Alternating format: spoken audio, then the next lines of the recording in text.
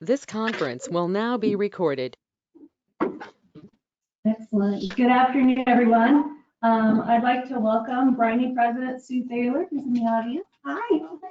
Happy to have you. And all the brave residents who came out in the sweltering heat. I'd like to call to order the budget meeting of the Town Commission on June 7th, 2021 at 2 p.m. Thank you to those who are listening to our live audio feed. Just a reminder that the live audio feed is no longer interactive. Those that wish to make public comment during the meeting are encouraged to attend in person in our socially distanced chambers or send comments to the town clerk prior to the meeting. Town Clerk Armstrong, will you please call the roll? Commissioner Koss. Here. Mayor Dihatzis. Present. Vice Mayor Roper. Here. Commissioner Pugh. Here. Commissioner Beechler. Here. Will you all please rise and join me in the Pledge of Allegiance?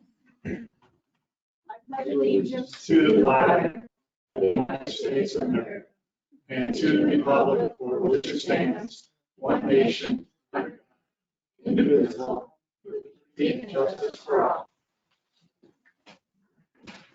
Okay. I'll now open the floor to public comment. Thank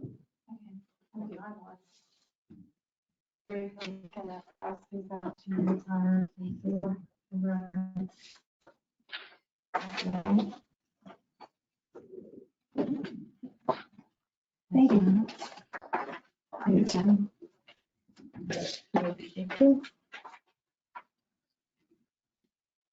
Okay, I'm Sarah Stiles from 16 Fayette Drive. Can I take this off? Yes, you may. Oh, God, yeah, thank you. All right, I'm representing the residents of Fayette. Sarah, bring the microphone.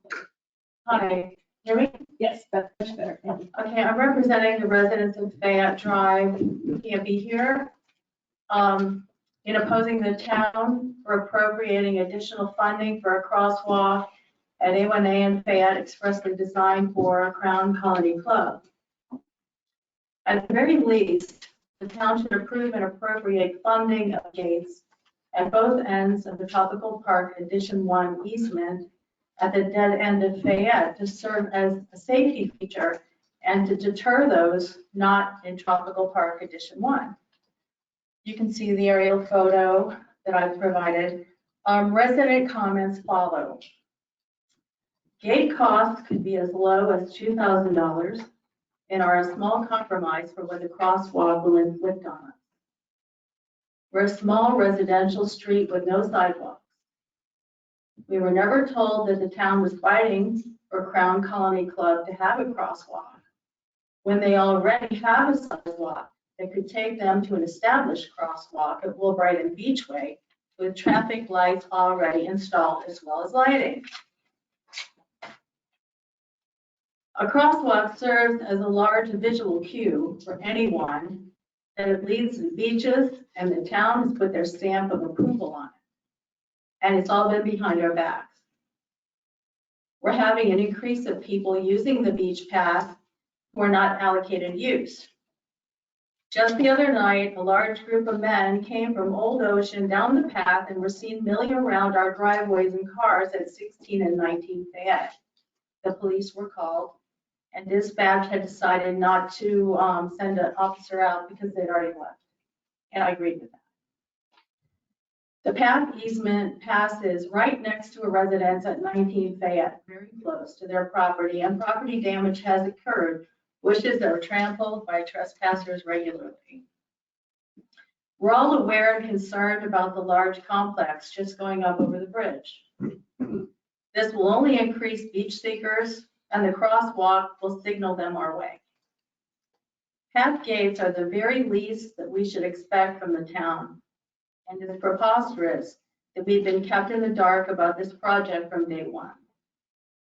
A police report was made last week about a car parked partially on the grass at 1719 Fayette, where 6 people in beach attire returned to that vehicle. This was just one instance where they were caught. When approached, they were told that they were not allowed there. They laughed and drove away. We on Fayette respectfully ask that you pour less funding into a situation that will make our situation worse without at least giving us gates to protect ourselves and our property. There's no valid reason why Crown Colony Club should oppose gating the easement. I have additional photos. I'm sorry, you'll have to pass them. But these are people on my property and the property across the street.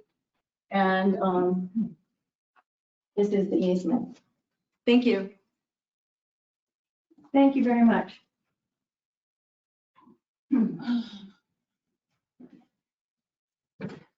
Robert Rodriguez, 3 Fayette Drive. I too just want to say we oppose funding for a gate. I mean, funding for a crosswalk if it's not going to include funding for a gate as well. Just feel that a gate would be a fair and reasonable compromise for the crosswalk that Crown Colony would get. Not sure why Crown Colony would be so opposed to a gate that we would share with them. If it's, I guess it can't be because of wheelchair access, because the gate is not, I mean, the path doesn't meet ADA compliant. And not to mention, they actually have a little gate at the beach access. And also, we have written consent from everybody, all the owners on Fayette would be in favor of adding a gate. And adding a gate would be the only way for us to really control the use of the path relegated to everyone that lives in our subdivision, which I guess I also have memos from our 2 prior town attorneys saying that the gate is not public and it's, therefore private. So I don't understand why we shouldn't be able to budget a small cost and with the crosswalk to add a gate for our path.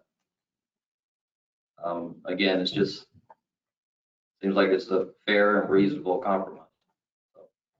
So one thing, Robert, I don't think Crown Colony is aware of what you just said, which is to turn the whole thing on its head.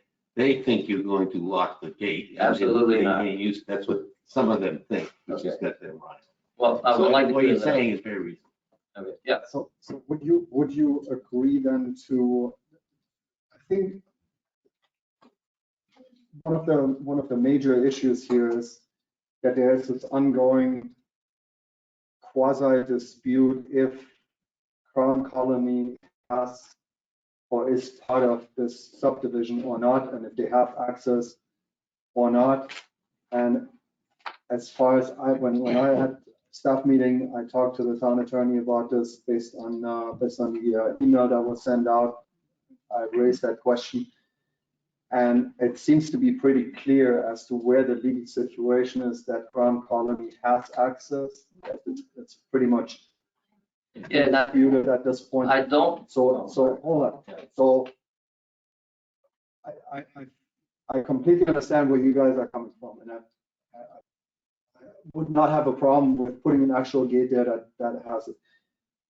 Same as Steve, though, I hear the same concerns from Crown Colony members that, oh, well, they're going to lock us out because there was this ongoing dispute about are we allowed to go there or not. So if that can be resolved, then speaking for myself as one of 5 up here, I would be considering that proposal and just, at this point, we have spent so much money, we might as well spend another few hundred Well, Said Justin, you guys, Crown Colony's basically gone, but I think they start filtering back at the end of summer. Because you guys should throw the water thing into this. That whole situation down there should be resolved amicably. We And I would think love to it's a have matter of water back there. communications. But yeah, we're not trying to block Crown Colony because I guess it can be disputed, their ownership and rights and all that, but yeah, they don't know that they own their piece, but they have a 99-year lease. So I would assume maybe that has rights, but Fayette's not trying to block Crown Colony. They don't know that. Yeah, Okay. there's a misunderstanding. Yeah. For sure. Yes, town manager. Can I make a couple points? Okay. So point 1 is you're saying you're not going to lock the gate at all. No, we aren't going to lock the gate. Right, lock it for Fayette and Crown Colony, or lock it for, to share with Fayette and Crown Colony. Okay, so it will be locked. Yes. Yeah, yeah. Well, that's the only way you could keep them. Right. What is checking with Well, who's hang on. coming in and out? Right.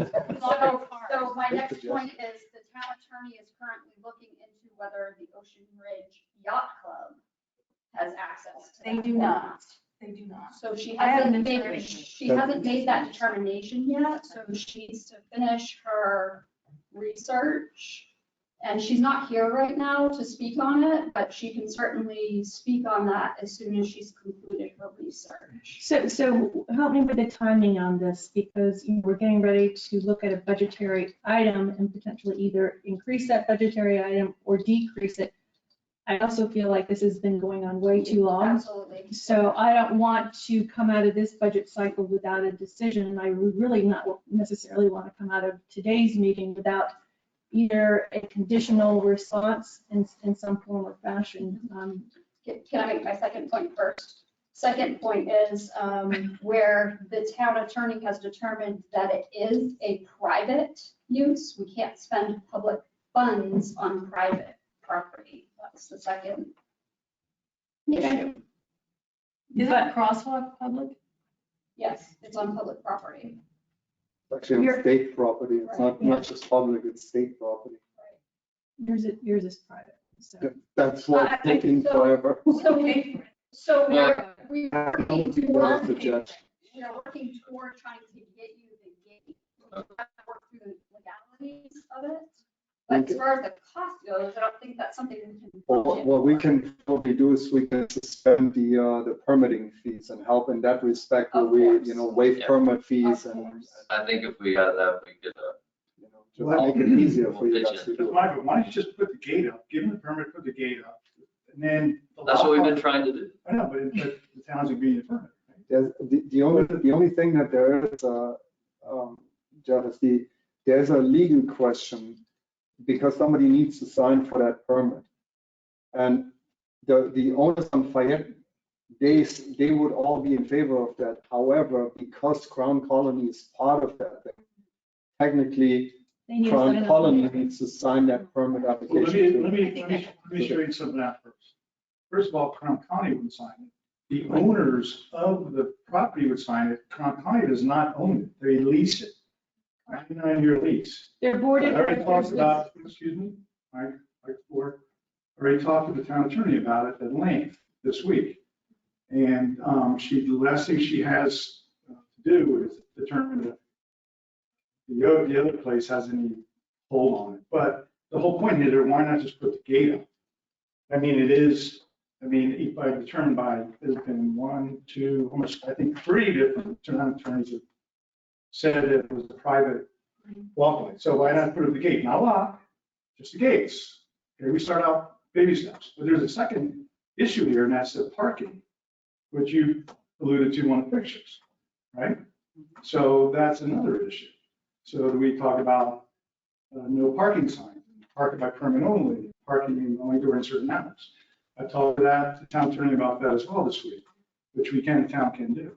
So there's an ongoing thing, but to talk about it during the budget process, I mean, the town really should just waive the permit fees, that would be, but as part of the budget, to change budget to put up your gates, I don't think that has anything to do with really. No, I was suggesting though, if we are going to go forward and put the last tranche of money in for the crosswalk, it is conditioned upon this being resolved. Because if not, we're back here a year later doing the exact same. But you really think so? Because either way, Yeah. the guy's gonna walk across the street down Fayette and go through if there's a gate or not, and they're gonna walk down Okay. there, right? So But maybe- at this point, unless we have some other salient comments, I'd like to move on with. I have one salient comment. Is the town attorney talking to the president of the Ocean Ridge Yacht? Yes. He has their legal paper, she has their Yes, legal yes. paper? Yes, Rick Flanagan submitted it a couple of weeks ago.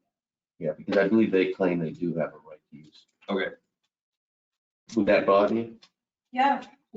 Well, I would be curious to see how, because it's clearly marked for our subdivision, I don't know. and they don't own any piece of it. They're So not I in don't- trouble for one. I I'll be interested to see how they would. Whatever it is. But I'm just saying, if it determined that they have use rights. If Law. legally they have rights somehow, then you have to share with them too. But how about a gate to keep the public? Right, I get. And one last thing to Jeff's point, you can put up, the police chief will gladly work with you on this, $75 drop off, load, unload. Yeah. I think you guys had a problem with that too, right? Well, yeah, the other day there was a car there and they called in, but we were told that, you know, cars on a public street, that's fine. We didn't, or the neighbor didn't see them when they arrived and go to the beach. And then they said, yeah, if they're going to, they can't, they're not allowed to go to the beach, but unfortunately, we didn't know they went to the beach, they were back to their car. And people can legally park on that street. Right. If they can't go. You have the gate. That to me seems like the solution. I think as well. That's where we're going. It sounds like we have a consensus. Is everybody comfortable for me to close this discussion and move on with budget? No, But it's the whole thing. Okay. I'm going to piggyback on them really quickly, but one thing I would like to say, Melanie Rodriguez Fayette, is there wouldn't have been a dispute, I think, with Crown Colony if we had been included from the very beginning. Because I spoke at the meetings in 2019. I asked a question, I was poo-pooed, and I was told, we're just looking at it, we will talk to you if we're going to go through, and we were never contacted. You can go back to the YouTube meetings, and it was stated that Fayette people were spoken to, and we were not. We have not been spoken to. This is what we would like to hear, because we come to the meetings for Edith Street. Everyone up here supported those residents. Commissioner Cos said, we want to hear from the residents. We face the same issues. It's your neighborhood. I will agree with you and what your lawyer says. People will loiter. You will have problems during the night, homeless, which we've had under our deck. It won't be used just by Ocean Ridge. Commissioner Holbert, we had the same problem. People were sleeping and loitering. Commissioner Vichelek, there are residents that are affected, and the owners should supersede. Commissioner Pugh, you will have people who don't live in this town sitting at your crossover. They had 100% support. We have been trying to get support since 2019. So we would appreciate any support that we can get. Thank you. Thank you so much. Okay. Nice discussion. Appreciate you guys coming out. Okay, let's go ahead and move on to our budgetary fiscal year 2022. Town Manager Stevens, will you please advise? Yes, I present to you the proposed fiscal year 2022 budget. The primary objective is to present a budget plan that is within the legal framework established by state law, while taking into consideration the goals of the town commission and addressing the operational needs of the community. The overall projected budget expenditures of $9.1 million are calculated at a flat 5.35 mill rate, assuming a 97.5 collection rate for ad valorem taxes, and utilization of reserves in the amount of $908,257 to balance the budget. This budget continues enhanced maintenance activity to our stormwater systems and critical drainage infrastructure projects prioritized by the town commission, along with a focus on fire hydrant and potable water infrastructure maintenance, while also maintaining our landscape maintenance program, as well as the town's current level of service for public safety. At the goal setting workshop in April, the town commission heard from residents and staff and committed to funding priority capital improvement projects as described on the capital projects listing.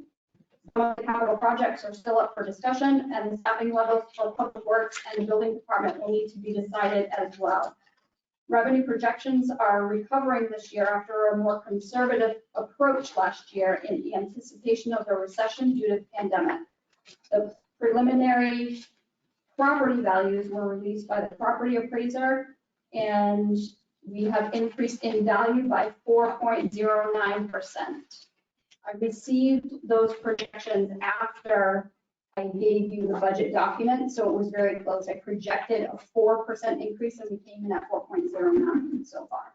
And that's preliminary. We don't have our final numbers until July 1st.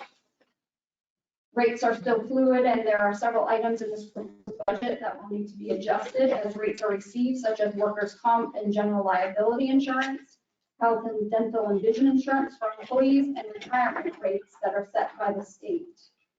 Some of those numbers may not be received until August.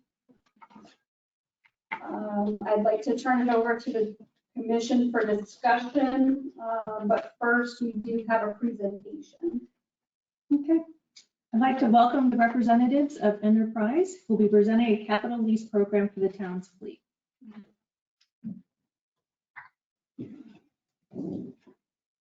If I may, before you start. Yeah.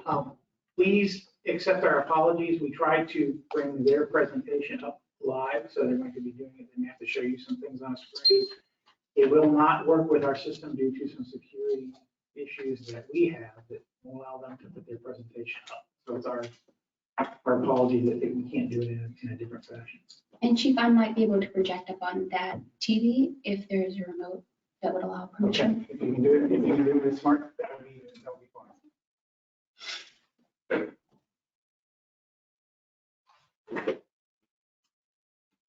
Oh, Netflix. I'm here to entertain. Will it pop that happen too? I just pressed allow. Okay. I'll try one Regular stuff online.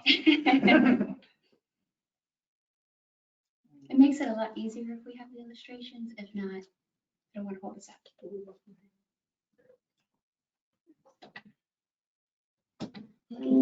There we go. Music too, Anything missing is donuts.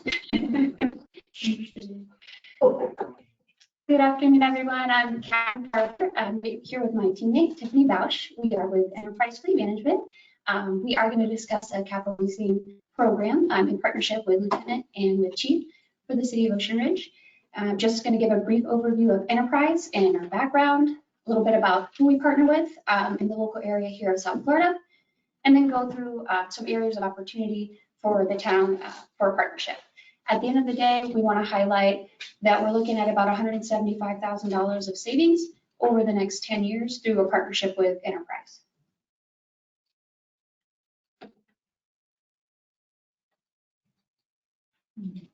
Okay, so a little bit about what we do. Fleet management means a lot of different things to a lot of different cities. We're able to help with everything you see here on the screen. What we like to highlight the most is that partnering with Enterprise allows your team to replace vehicles at a healthy rate, and we're able to also help put our infrastructure in the town's hands. So that allows us to sell at the right time and also to compare manufacturers when we're looking at the vehicles that your team needs.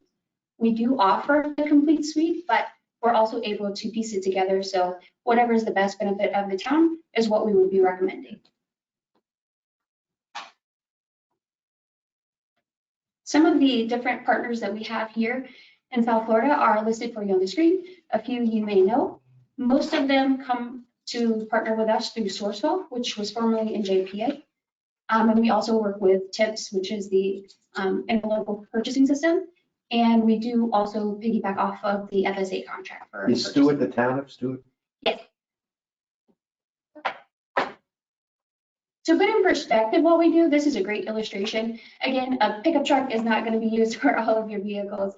We know we're here to talk a lot about police interceptors and fully upfit vehicles, but this allows us to really show what partnering with Enterprise does, which is have the opportunity to find anomalies in the market when they exist. So, for example, FSA pricing on this vehicle is $23,000. So when you partner with Enterprise, you're able to procure it at that amount. There's 7 months of payments, which would be what we operate this vehicle at, which would total about $3,000. And the equity, which means the money that the town would get back once we sold the vehicle, would be about $5,000.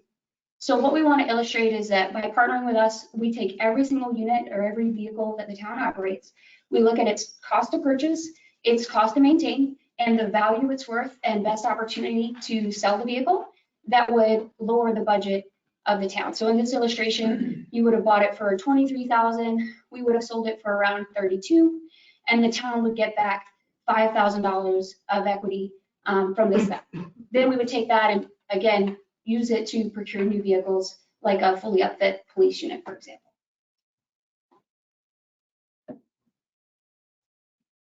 A little bit about the technology that comes with Enterprise. Again, we look at all the things that Enterprise is capable of putting into the hands of our partners.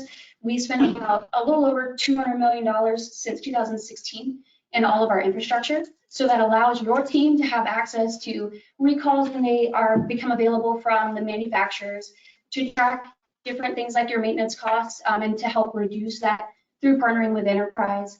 And then also it allows us to continue to offer the best suggestions for vehicle replacement strategies. The website is illustrated up here for you guys. We also have a mobile app, which all of the officers would have, would show them the closest spots for maintenance if they need to have vehicle service. It also allows them to put their insurance card on it as well, and have any other access to start claims for insurance should they need it. So when they're at the site, should they need to file an insurance claim, they'll be able to do that.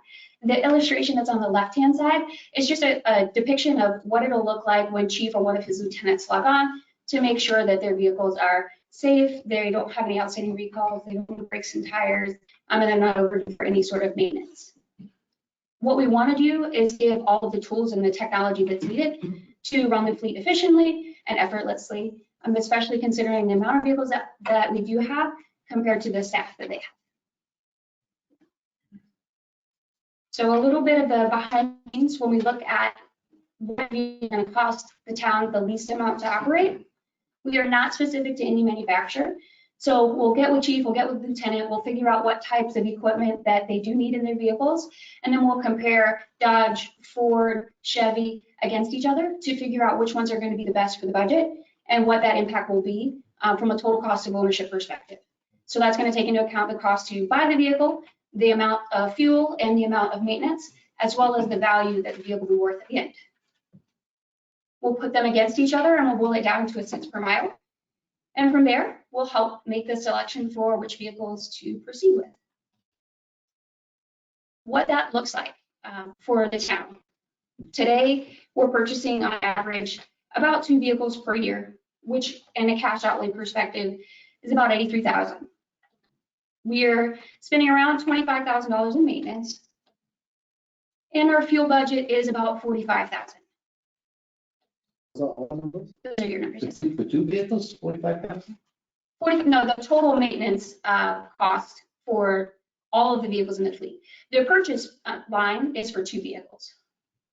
So Maintenance is for the entire that's a fleet. bad, right?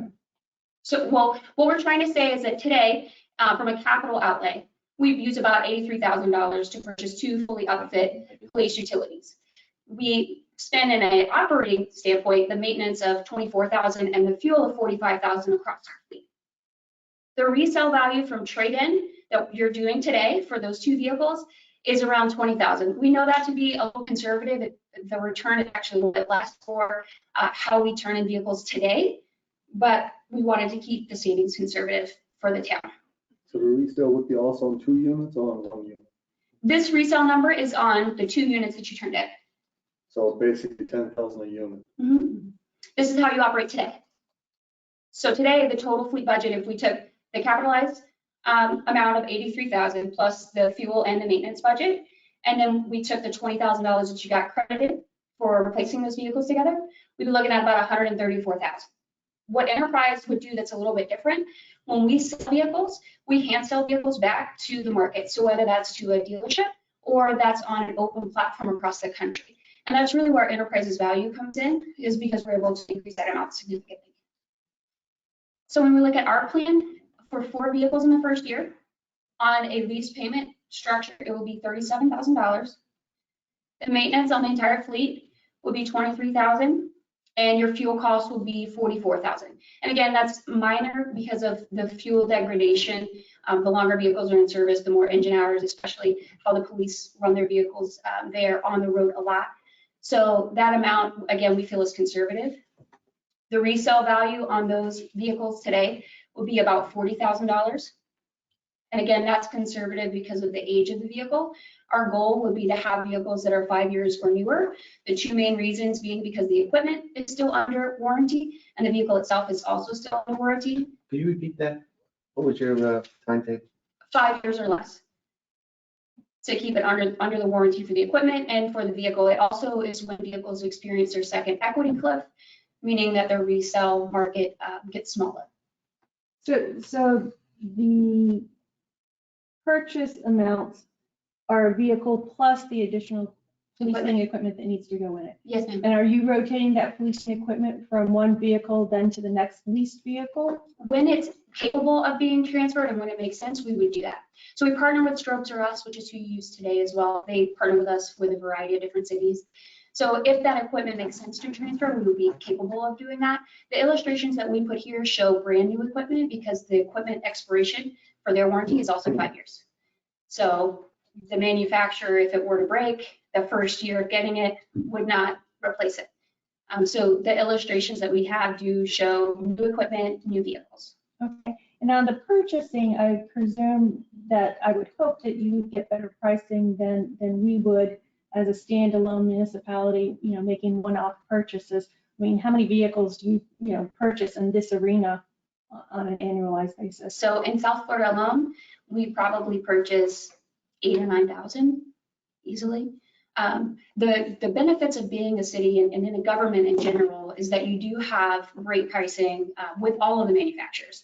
What's different about Enterprise is that not only are we able to secure that pricing or better, right? We'll compare it based on what options are selected, if it's which contract's going to be the least expensive, but we're also able to sell them. So that's where you can capitalize on your buying power. If you can only sell, once a vehicle is worth $500, then you didn't capitalize on your ability and purchasing power. Thank you. Yes, ma'am. Year one budget, when we look at the capital outlay plus your operating costs of maintenance and fuel, and then we add back to the budget the resale, we're looking at about $65,000 in year one. So when we come in these lease plans, something that I also like to mention is that it's not like a typical dealer lease where you have wear and tear, you have mileage restrictions. These are an equity lease and they're for municipalities. So all it says is, hey, we know we have great buying power. We know when we sell this vehicle, it's going to be worth something. So we don't want to pay for 100% of the vehicle if we're only going to use 80% of it. And then by doing that, it allows us to free up the cash flow and still meet what we need as far as vehicle replacements. So when we look year over year for these units and we go through the budget year 1 through year 10, it shows the total outlays on the right-hand side. We do have all of the backup for which vehicles we're suggesting in each of these years and what that looks like. So we're able to share that as well, but just on a high level overview, it walks through what the total budget will be for each of those years. And again, these are fully upfit units that are being replaced. So you uploaded our current fleet when you came up with this? Yes, sir. Okay.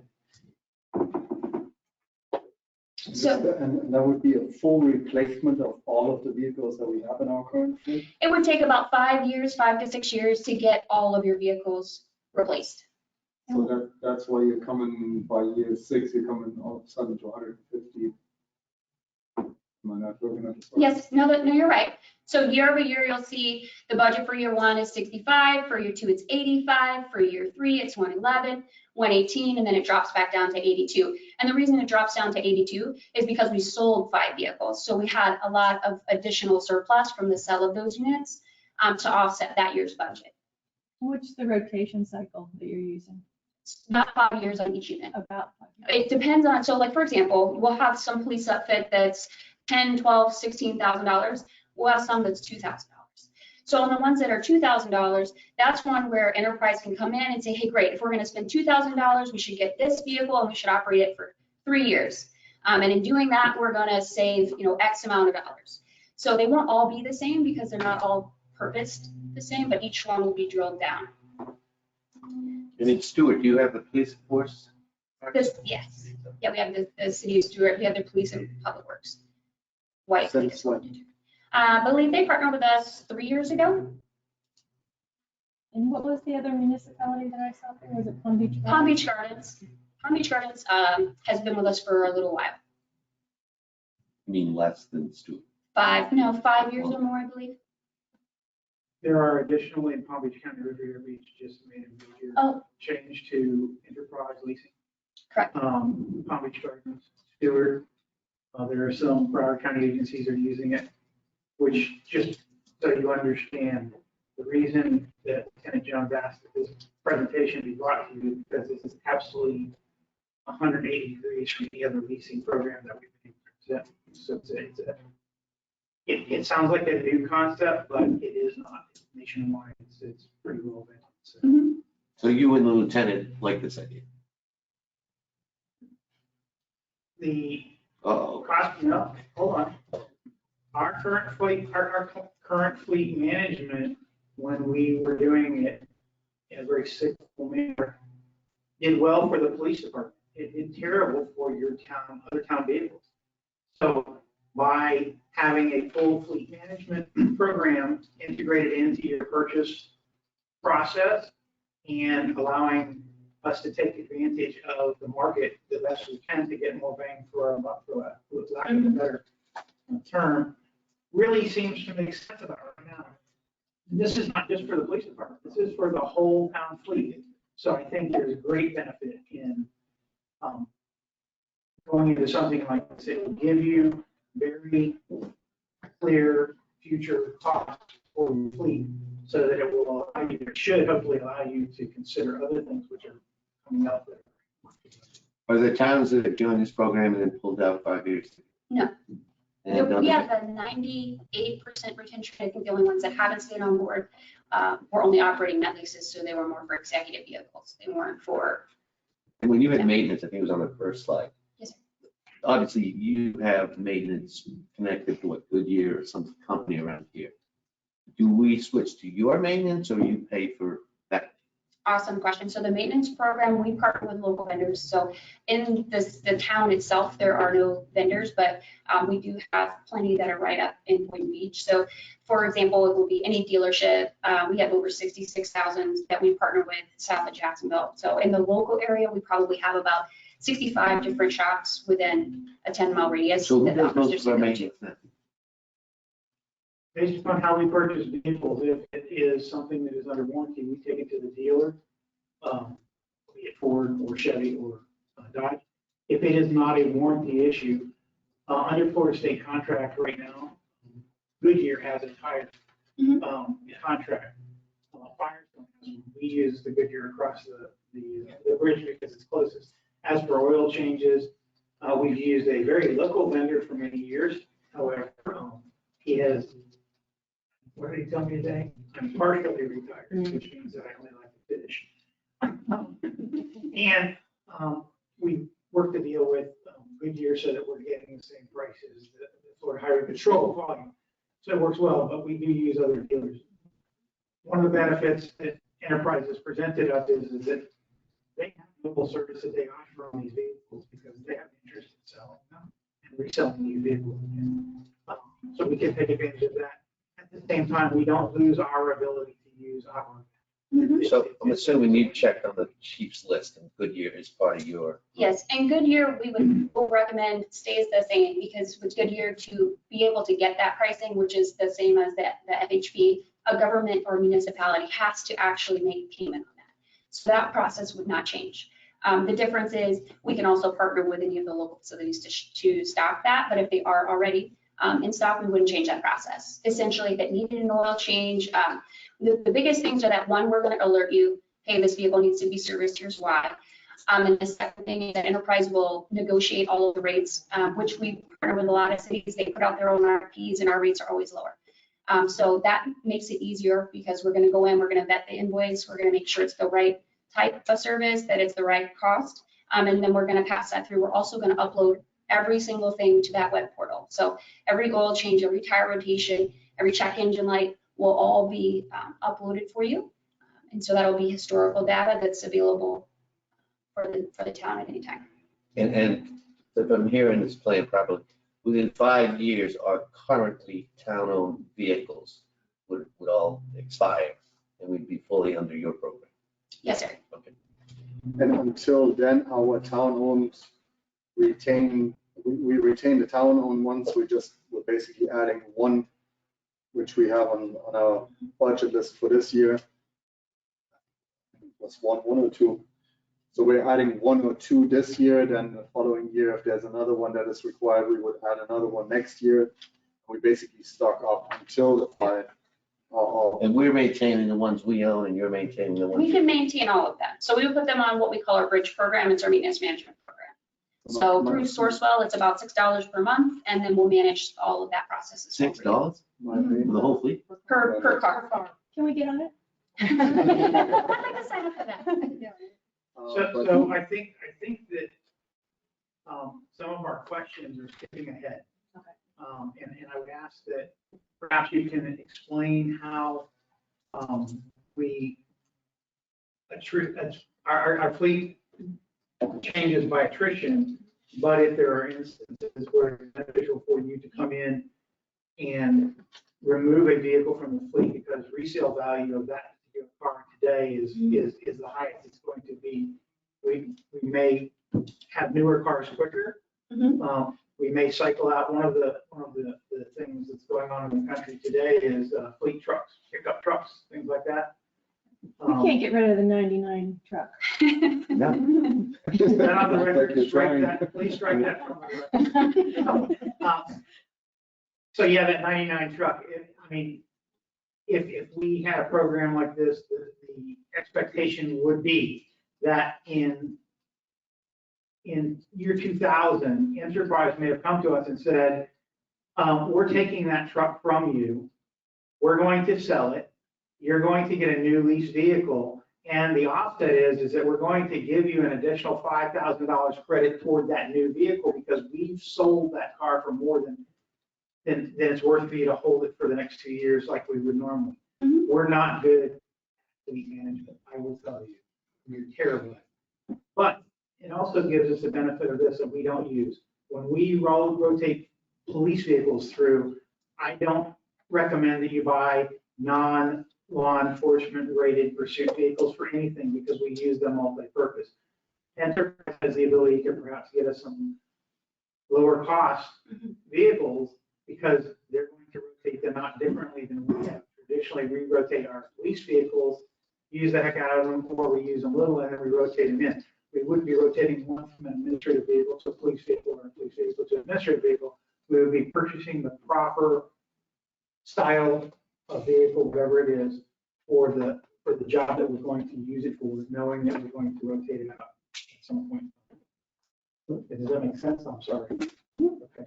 And I know there's part of her presentation where she will explain to us about it. I got one question though. So basically 5 years from now, we would be fully under your control. Not control, but I can appreciate the thought process. So no, you'd be fully partnered with us under the programs. So the way that these work, so let's line it out.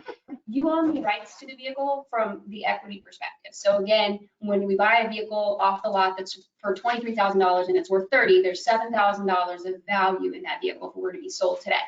That belongs to the town. Enterprise does hold the title because then we are able to speak on its behalf, whether that's with a warranty issue or that's with anything licensed title. We help renew that every single year for the city as well, and obviously get government plates. Then it's not every year, but with a lot of the units that we will, as Chief was mentioning, we don't want someone's in administration to be driving an old beat up police car when we can put them in something that with the government contract, we could get you a Tahoe and sell it in 1 year, and you bought it for $37,000 and we sold it for $45,000, right? And so that value difference would come back to the city and we would repeat that cycle. That's how we would implement it. So what's the, come to the chase, what's the opt-out clause? Today I decide I want to do this with you. 5 years from now, I decide, you know what? I stood in line at the Enterprise counter for too long. I'm done with that. Get me out of this. So, I want to buy these vehicles that we have in our current fleet back. Because this is one of the issues that we had previously, and that comes up every now and then when we talk about outsourcing our police and all of that stuff that has been floating around. Once we give something up that we actually physically own, to redo the police department with all of the vehicles that we will need will cost such an exorbitant amount that we're basically locked in. So my question is there an opt-out clause where 3 years from now, I decide, you know what? Let's buy them out of that contract. Let's buy these things back and we'll do it on our own again. Enterprise isn't at will, so if you want to divorce us, you can at any time. The way that that process would work is that there's called an RBV, right? We spoke about how you don't pay for 100% of the vehicle up front because you're only going to use 80% of it. Well, if we're halfway through, right, and there's still a remaining book value on that vehicle, all you would do is pay that amount to settle it, which again would be equivalent to if you would have spent the money in year one to do the same thing. Enterprise leasing is a little bit different than Enterprise Holdings, which is the rental car company. We were actually founded as a leasing company. We've been around for 52 years now. And so with the leasing division, we work with municipalities and with private companies as well.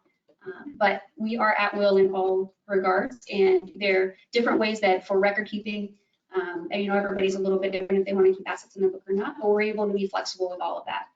So our job is to come in and I come every single year. I recommend what vehicles to be replaced. We take a look, we make sure that they make sense. We look at the financial impact, the financial opportunity, and then we decide, okay, this is what we want to present to decide if the town wants to move forward or not. Town manager, having this as an asset on our book, does that at all affect our bond ratings? Yes. So when you have assets on your books, it affects your net position, and your net position would affect your bond rating. But we would still have a net position in terms of whatever the asset value is, that equity asset value that retains in the vehicle. I believe so, yes. So we can still put that on the books. Okay. Where it's a capital So equity. it's not the entire car that is on the book. It's not a $45,000 police vehicle that's on the book. It's whatever the actual technical asset. Correct. So to have your division under enterprise leasing, it's just a misnomer because we're still buying the brand. Yes, you still purchase it, meaning like we would go to Ford. When we purchase a vehicle through Ford, it's going to be through Ford for the town. What's the APA? I'm sorry? APR. Oh, APR, okay. I'm like, this is a term I don't know. So the way that the enterprise sets, the way that enterprise sets the interest rates is a treasury bill plus 3%. So right now it's about 3.5%. Yeah. It's very low. So overall, when we're looking at this, the year one savings is significant again, because we're looking at changing from, putting $80,000 on the table to only putting a portion of that. Overall, over the 10 years, you look at about $175,000. When we're talking about who we are in our partnerships here locally, we have about 40 staff members here in South Florida. We're headquartered out of Coconut Creek. We have about 650 in our fleet operations, which is in St. Louis. They're important because they're the ones that are fielding all the phone calls. If a check engine light came on and you took it to the dealership, they're the ones that are chasing down the goodwill or anything that's due back to the city. They're the ones that are looking over every single repair order that's sent through. And they're also helping us with all of the back-end paperwork to make sure that registrations and everything are reviewed. We have about 215 ASE certified technicians. Again, they're going to be making sure that you guys are getting the right service at the right time and that you're being charged a fair amount. Other than that, one of the things that we didn't put up here is that we have a little over 700 individuals that hand sell your vehicles. So when we talk about a lot of the value of partnering with enterprise and having that infrastructure, that's a really key piece, because that's what allows us to resell your vehicles for top dollar and reduce the capital budget. Any other questions? That is all I have for you. Hopefully that wasn't too long. Yeah. Thank you very much. Still gonna have questions down the road. My head's spinning already. Thank you for taking the time to listen. You've asked for the past 15 years for us to come up with innovative ways to solidify to support our fleet every year and still be able to make things from things. I think this didn't exist until recently. I certainly was not comfortable with it last year and the year before. As we move along and I interact with other folks who have had positive experiences, I feel better. Lieutenant Jones did a lot of research. He had the ability, since he's in an area right now where he has 40 people locked in that have a lot of contacts. So he has ask that this be presented to you. So he is very positive about this program. And once again, what I will tell you, the reason that you're hearing from me is because the fleet management perspective of this is something the town has never seen. And we do fleet management, but we don't do it half as well as enterprise. And I can tell you just by looking at the data. So thank you for allowing us to have this much fun. Thank you. Thank you very much. Thank you. All right. Let's go ahead and move on.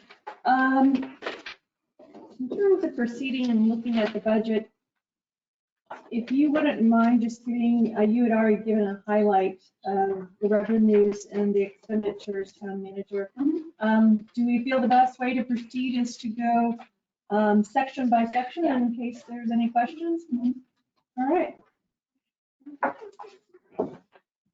So in regards to the revenues and expenditures, I believe that we've already gone over that. What you're suggesting with the wish list layout that we have is an increase in expenditures of 9.46% over last year, and that's $9.1 million. That's holding steady at a 5.35 mill rate with a 97.5 collection rate. The one number that wasn't mentioned and just keeps me up at night means if we were to pass the magic wand and approve this right now, it would be potentially up to $908,000 coming out of reserves. And I don't think that that helps anybody sleep easy at night. So we've got a lot of work cut out. Yeah, just remember that's a projection though. And we have projected that we would have to use some money out of reserves for many, many years. And we've actually put back money into the reserves every year that I've been here and before that as well. How did we do so far on this year? I can't tell you that. We're only halfway into the year right now. We don't know what's going to happen. We had some recent water breaks that are going to affect the number. We could have a hurricane that will affect that number. We just don't know. It's way too early now. What it is that I had discussed in my staff meeting, though, help us understand just from a 30,000 foot level, the American Rescue Act, the $200,000 that potentially would be incorporated into this budget if we were able to apply it to certain infrastructure line items. And is it naive to believe, just starting from the beginning, that that 908 could potentially go down to 700 in one fell swoop? I'm going to caution you about, okay, so we're expecting to get about $800,000 in American Rescue Act funds. Half of that will come in this current fiscal year, and then half of that will come next fiscal year. But I'm going to caution you in thinking that you can use that for revenue, for general revenue. You cannot. You can only use those for 4 major categories. The first category will be responding to the public health emergency, such as paying for vaccination programs, medical care and testing, contact tracing, things like that. We don't do that here in Ocean Ridge, so you can't use it for that. To recover loss of revenue due to COVID-19, we can't use it for that because we didn't have a revenue loss last year. We put money back into reserves. Number 3 would be premium or hazard pay for essential workers. If you wanted to give your essential workers extra hazard pay, you could do that, but then you have to use money from your own budget to pay for the associated pension costs for that, because the American Rescue dollars will not pay for that. And then the 4th category you can use that for will be for potable water, stormwater, sewer, or broadband infrastructure. So really, what we need to use our funds for would be in that category. We have some potable water lines that could be updated. We have some stormwater that need to be addressed. But to think that you can use that for general operating, you can't. Correct. So is it better discussed when we go over our infrastructure pieces? Yes.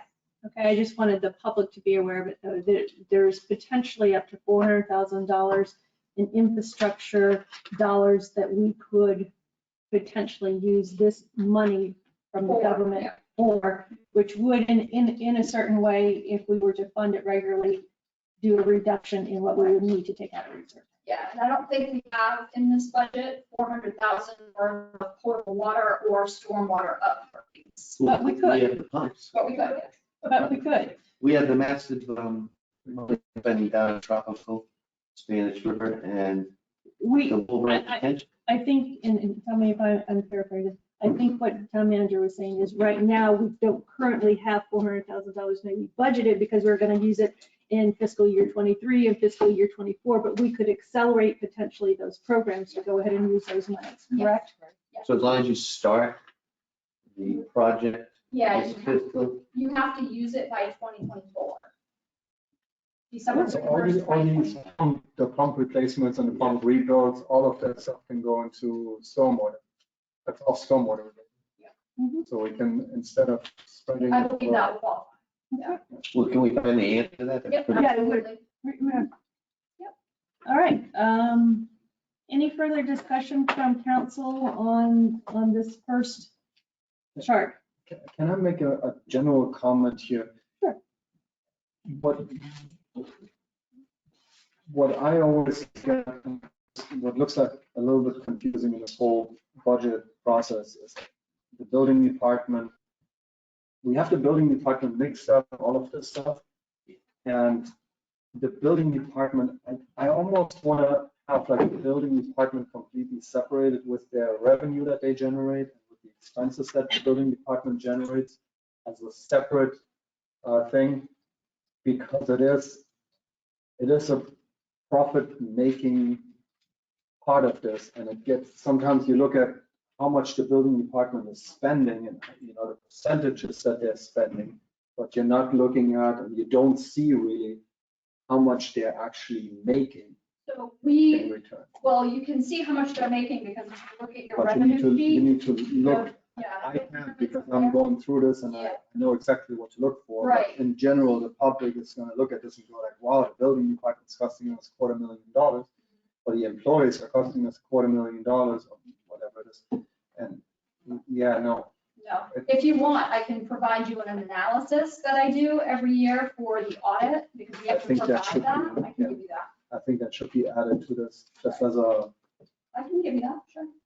Agreed. And I only had one other overall comment for the entire budget. It's an inordinate amount of work, I know that, and it's also an inordinate amount of paper. I would suggest going forward that we only reprint things that change, if that is at all possible, and then let us put them back into our binders. We're all adults here, and I think we can do that.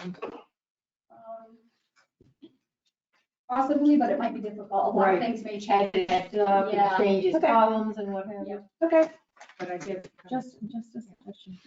All right, let's go ahead and move on to mill rate. One of the things that I asked the town manager to do, just for shock value alone, was to say if we were to go down to not needing to take a lot out of reserves, what would we need to increase our mill rate to? So the highest that she felt comfortable doing was taking $4,000 out of reserve.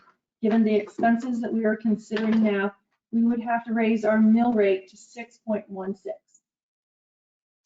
So. Right, if you wanted to balance your budget without using reserves or only using about 5,000 out of reserves, your mill rate would be 6.16. And that's your reality. Correct. And just for the folks' edification, municipalities are limited to 10 mill rates. So that would be the highest that we could ever do.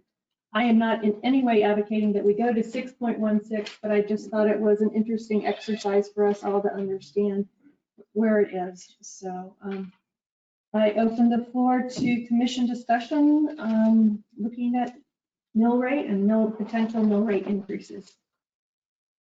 Can I just piggyback on that? Because I gave you another sheet to show you how that would impact the taxpayer if you did that. So right now, if you had a homeowner that had a $500,000 home at a 5.35 mill rate, currently they'd be paying $2,675 in taxes, and that's just for the town. That doesn't include the county or the schools or anything like that. That's just for town. for a 4% valuation increase, which we know we're gonna have this year, that would put their value up to 520,000. And then their new tax amount would be 2782. So they would be going from 2675 to 2782. Clerk Armstrong, is it possible to put this page up? I don't know if she has. Our new page. The new page, I don't have it. Yeah, I'll give it to her after. What page number is that? And then if you went up to the You don't have it. if you went up to the 6.15 that we were just talking about to balance your budget, their new tax amount would be 3,190, which would be a $500 increase over last year. Okay, so Clerk Armstrong, go ahead and put that up. And what I'd like to do is to just go through, and thank you for doing this, to go through the logic here on different valuations. So she went through the example of a $500,000 house. If your house were worth $1 million, your tax rate at 535 would be 5,350. And if we went all the way up to 6.15, which we are not advocating, I'm being very clear about that, your increase would be $1,000 in taxes to the town. If your house valuation were $1.5 million, your increase, if we went all the way up to 6.15, your increase in taxes to the town would be 1,600 rounding. And then if your house valuation was $2 million, if we took the tax rate all the way up to the 6.15 to balance the proposed budget that is now standing, your tax rate would increase more or less about $2,000 a year. So, and you can do, it's a very simple, I would presume it's a very simple spreadsheet, and it's something that I think might be valuable to go ahead and put up on our website so people can do their own personal calculations at home. Okay. Commissioner Collins, I'm gonna let you start the party. When I just point out one thing, when we say it's an additional 100, it's additional 500, it's additional 1,000, we also have to keep in mind that the county, the school system, et cetera, will also be bumping. Correct. So it's not just $100 for your home, just so Correct. everyone's clear on that. So my one point on this is I think we decided at the last meeting to stick at 97.5. But with the economy in the situation it's in and the improvements, in particular in Florida, I wonder if we should bump that to 98. No, because our experience rating, we actually do collect around 97 to 97.5. We don't want to change that. Former Commissioner Bessler and I had discussed that at length last year, and he agreed that we have to keep that at the 97.5 because you have to take into consideration all of the people who take advantage of the discounts and they pay their taxes early. So that's why we But we always balanced the budget previously, and we had it at 98.5. Right. And Then we took it collect down that. to 97.5 because we were a little nervous about the economy. Right. We put it down to where we knew we were going to be able to collect. So we always had collected. We had collected at 97 historically. You had budgeted at 98, but it was 97 actually collected at historically. 97. I don't think that's right. It is correct. 97 is what you did historically, and we bumped it up to 98.5. And then we went back to 97.5 because we figured out that that's really what we're collecting. And do we know if a lot of people took advantage of looking for a decrease in their valuation during this past year with COVID and some other things? I won't say a lot, but I'll say a couple of people appealed their tax rate. Or their valuation, I should say. We might be safe just But keeping it 97.5 for one more year and releasing it that. Yeah, it's not to contradict Tracy, I just remember these statistics from 2 or 3 years ago were more like we collected not 99%. Not even close. Hmm. I'll get you that. I'll At get you one those time they figures. were at 98, or they came very close to 98, and that's why they had it at 98, but it had dropped over the last 2 years or something. that, from my recollection. But that, you know, that this is just fudging with numbers Yes. at the end of the day, because, you know, if we are collecting 97 and we have collected last year 97 or 97 and a half, then 97 and a half, that's what it is. That's what we should base it on. Otherwise, we're just, you know, we're just rolling numbers around in order to make it look like we're doing something where we're in fact not doing Well, anything. the good news is if we collect more than 97.5, it offsets whatever we. It goes into revenue. Yes. And you don't want to do it the opposite way, because you'll be right back here having to do a budget amendment. Okay, is everybody comfortable still staying with 97.5? Commissioner Pugh? Oh, yeah. Okay. Okay, on to the fun part, all right.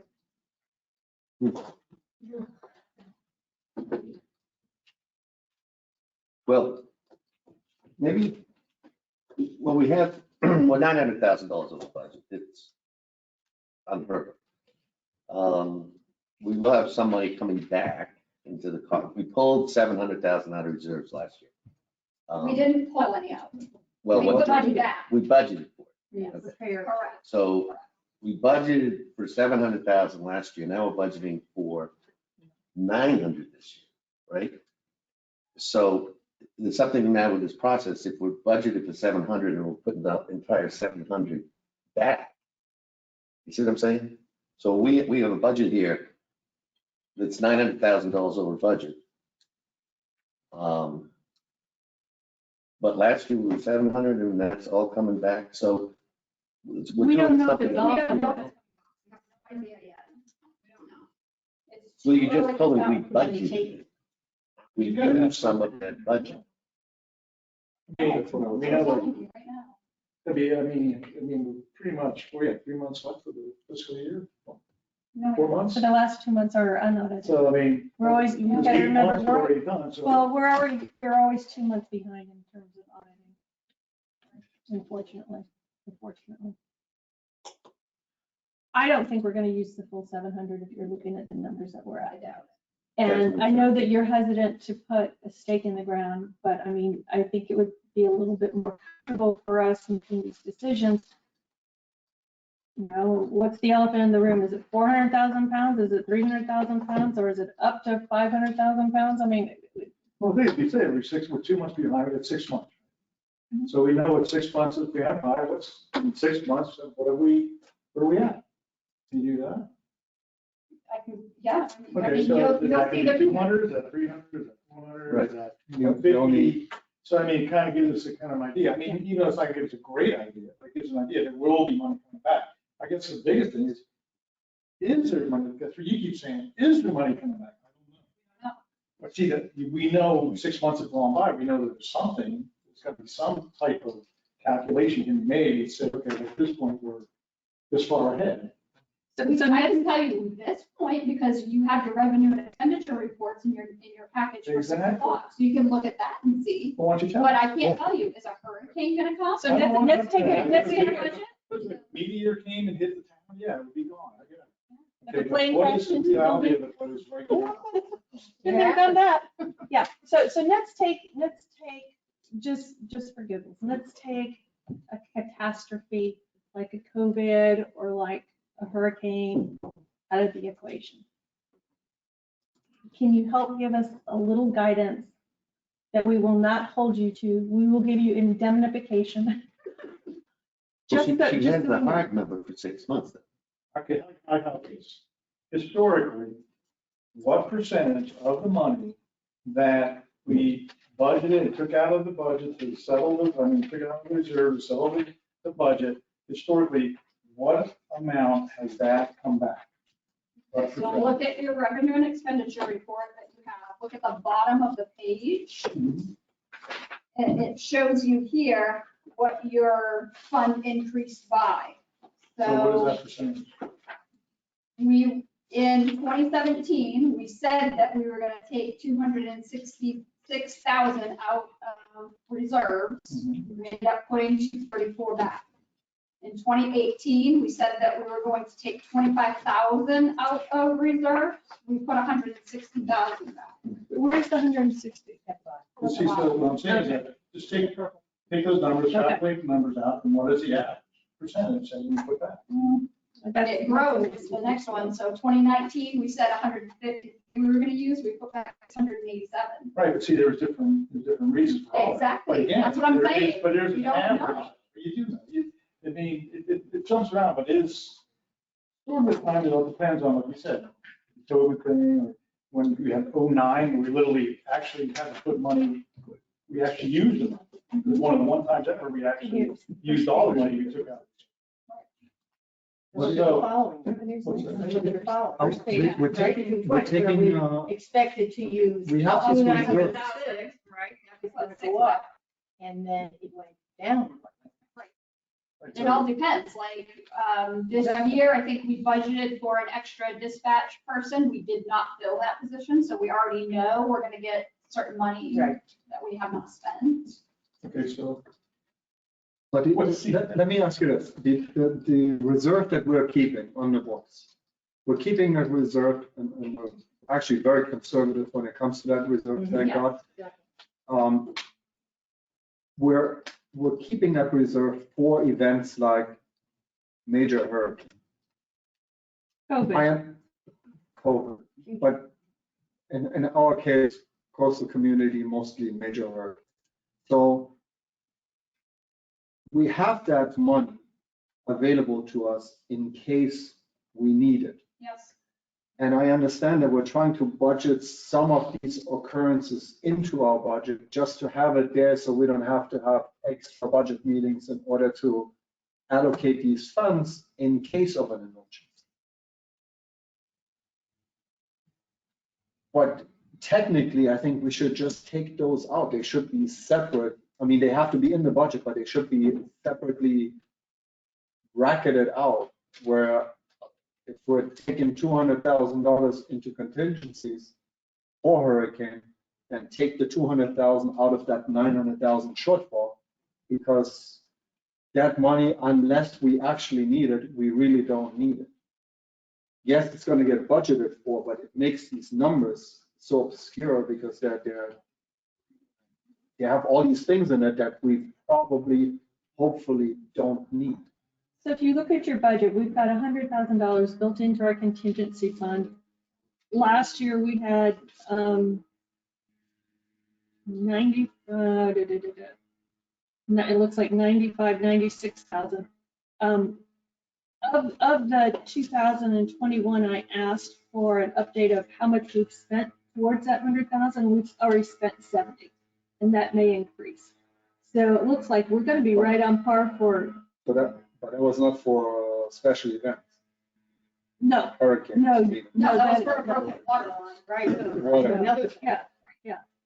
So I, what I'm hearing you say is there a percentage of this overall budget that we're using to try to continue to build our reserves or maintain our reserves? And if it is, it's baked into all the numbers. There's not a particular line item that we have. Right. So then what we need to do is we need to look at our, as far as the water infrastructure, if we're spending that much each year or have an increased spending, and we do have quite a substantial spending on our water infrastructure, potable water infrastructure.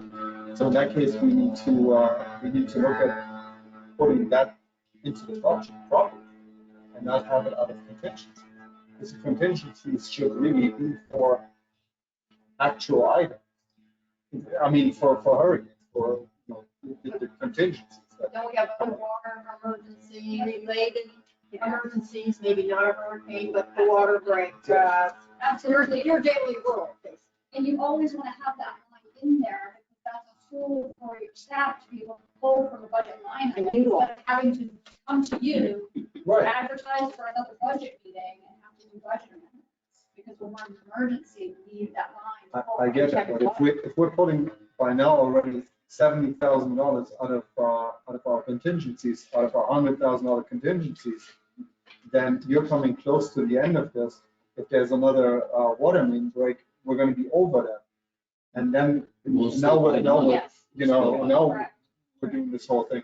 So those should be items that actually go into maintenance items for water infrastructure. We need to increase those instead of trying to just fix them. Increase the contingency over the reserve. Either the contingencies or create a separate line. Well, let's, when we discuss the line items by department and by infrastructure, let's discuss contingency at that point. I'd still like to circle back and get the feel of the commission as to the mill rate. Go ahead, Commissioner Bushlight. I'll make the unpopular comment that I've done that before when I was a citizen here. If we are over budget, we have very limited means of creating revenue. And one of those is our tax rate. We're all living in this town. We're all using our streets. We're all using our police department. We're all using anything that we're spending this money on. None of these items here are fluff items. It's gotta come from somewhere, and it's gotta come from the taxes. I'm sorry, we need to look at the spending, obviously, and I'm absolutely positive that we find items that we don't need to spend money on for this year. Cut our costs down to where we need to be. But if we all want everything that we have, then we gotta pay for it. So I think to present us with a budget that's $900,000 over, it'd be nice, that shouldn't happen. But we now have Martin's idea on the table, we have other people that look at this budget and perhaps there's areas we could save. So what I would like to do is push off the mill rate discussion, because I think every single person up here would prefer to keep it at 6.35. But when we, 5.35, yeah. But when we get Please question. through the budget, then we can address, maybe our shortfall will be down to 500, maybe it'll be down to 400. Okay. I agree, and nobody wants to increase it if we don't have to, but we have to have I think we need a starting point, which the appetite is, we don't want to have $900,000 out of reserve. Can we all agree upon that? You don't want to use. We don't want to use or budget. Okay. I think the other stake in the ground is, if we can't get that low enough where we are comfortable, is there the comfort level to explore looking at a slight increase in mill rate? And the only reason that I'm trying to push this is, last year we started very definitively and we said we are not going to increase our mill rate no matter how, no matter when. It's a tough year. It's a tough year for the residents. It's a tough year for town. I don't think we can I'm not comfortable making that statement this year. That's the only thing that I'm trying to. So is everybody comfortable? I'm open. Okay. All right.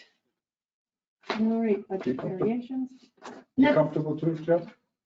I'm not comfortable raising the tax 1 penny. We have 4 property values just going through the roof. We've got $400,000 infrastructure we could use, and I want someone to explain to somebody when they walk the street, you're gonna say, in the paper every day it shows the infrastructure money. And it doesn't explain what it can go to, or the money the company doesn't explain what it can go to. That's something that maybe our local paper could actually put in there, a little explanation of really what it can go to, so we don't have to explain it out on the street. But the thing is, with the property values going up so high, it's gonna be a tough sell, raising the millage. Really tough sell. I think what we need to do is basically look over this budget and get it to where it needs to be, where the amount of money we take in reserves is gonna be money we're gonna put it back. We're just gonna cut it by at least half. And we need a definitive answer on the 400,000 for 2022 coming in from the feds. We need to know definitively if we can apply that, because then we can apply that to the budget. 400 grand. Yeah, But that's, Now, this year we have 200? 400 this year, 400 next year. Was it 800? Yeah. Mhm. Gee whiz. I think we use that to do the pumps in that drainage. yeah, That's what we're talking about. I can see what I'm saying, that you can take a lot out. yeah, but we don't have some of those. I just wanted, I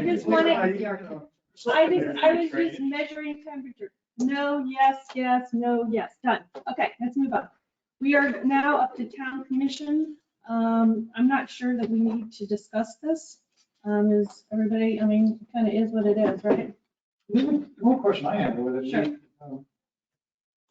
Chris and I went over it, it's just that the insurance is, if you look at the insurance costs from 2020, 21, 22, plus 8,000, plus 8,000, Oh. plus 4,000. Let me explain this. So we weren't here last year, so we don't know what we did, but a couple of years ago, we recalculated how we were distributing our insurance. We made it easier, and we just said, we're gonna take it by a per employee and divide it that way. So that's why you see a huge jump there. But if you look from, Well, from third, like 2020 to 2021, it went up about Yeah. 8,000 again. right, so. And now from 21 to 22, it's like 4,000. Our insurance, workers' comp, I know we have our Yeah. moderators too, It is, yeah. but still, it just seems like a ton of money for the town commission of workers' comp. What's the risk? I mean, that's something we should look at. That's a ton of money. That's $4,000 right off the top. We haven't even started yet. That's the first thing. We have $4,000 more in workers' compensations that we had last year just for the town commission. No, No. you think you misunderstand, Tracy. It's just You take distributing it out. All of the, Yeah, but if you go, let's say it's 35 employees of the town. They just divide it by 35. I understand what you're saying. When you go through here, you're gonna see literally every single workman's comp thing has gone up a ton. Because of our experience. And our experience mod is at 2%. And that's basically multiplying what the rate was by 2, and that's how you get your rate. That's how we did it. It's the same code that we have, everybody else uses, the same amount of money. What is it, 75 cents per 100? As a municipality, I'm presuming we need workman's comp. Yes. Okay, so this is where I'm saying, I guess, nobody's happy with the increase and nobody's happy with the reason that it did increase, but steps are being taken to get us back on track, but I don't think that you can pick and choose who gets workman comp, whether you're a 2-hour. Well, the thing is, we employee or should not. have, let's go back to what we should have done. You're right. We should have had a safety Mhm. procedures and all these other things that will reduce the rate. And that already would have been incumbent upon our insurance agent who should have really told us about this and brought that rate. Because next time we have the insurance here, we should ask them a very point-blank question. Did you not see our rates going off the chart? And what can you do to help us reduce the rate? Which we did, we. Well, that's it. It was In your report. It was last year, we've been working with them, but we're not gonna see a reduction in rate that quickly, obviously. It's not even, No, it's- You just have to- There's just- that's right. If you're running a business, you have that kind of rate, it's pretty, yeah. So And what's this thing with a raise? we get a raise? It's Oh, going so- up. We're going to town commission. We're going to town commission level now? You're starting out looking for them? That's not right in the budget. It was a suggestion. I put something in the narrative, obviously, I did not budget for it, but I put it in the narrative because we've done some research and this commission in Ocean Ridge gets the lowest pay out of anybody we could find in the state of Florida. Well, isn't that like that's drainage out of our pockets, so that's to go for the infrastructure. I think President Thaler would disagree. I think that their salary and Gulfstream's salary is probably less also. But we get all these perks. Yeah, parking spots, lunches, yeah, okay. Is there any appetite on the dais to look at an increase in salary? No, off the table.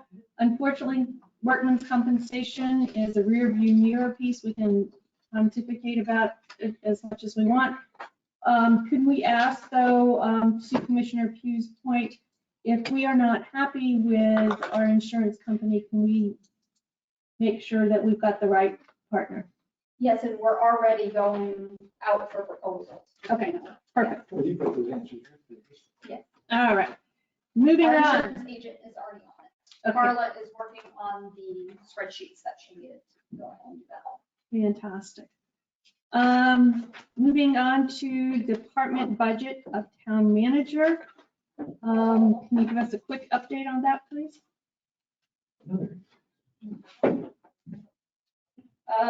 Okay, so we're getting back to more of the levels we were pre-pandemic here, where we're starting to go back and do more training.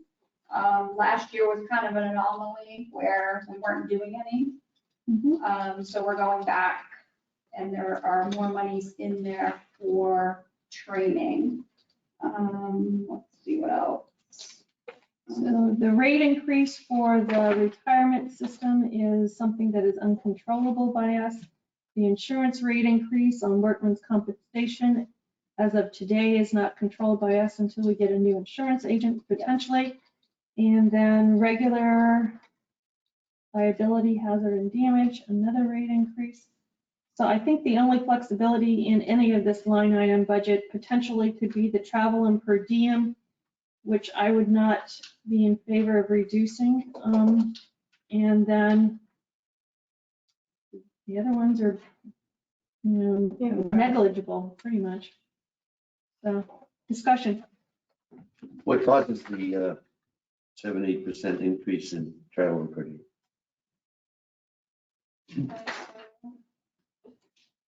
I believe it's going back to the conventions that were all canceled last So if year. we look at the worksheet, Gotcha. No, Christine answered my question. it's pre-COVID level. Okay. Seeing no further discussion, let's go ahead and move on to the town clerk and treasurer budget department.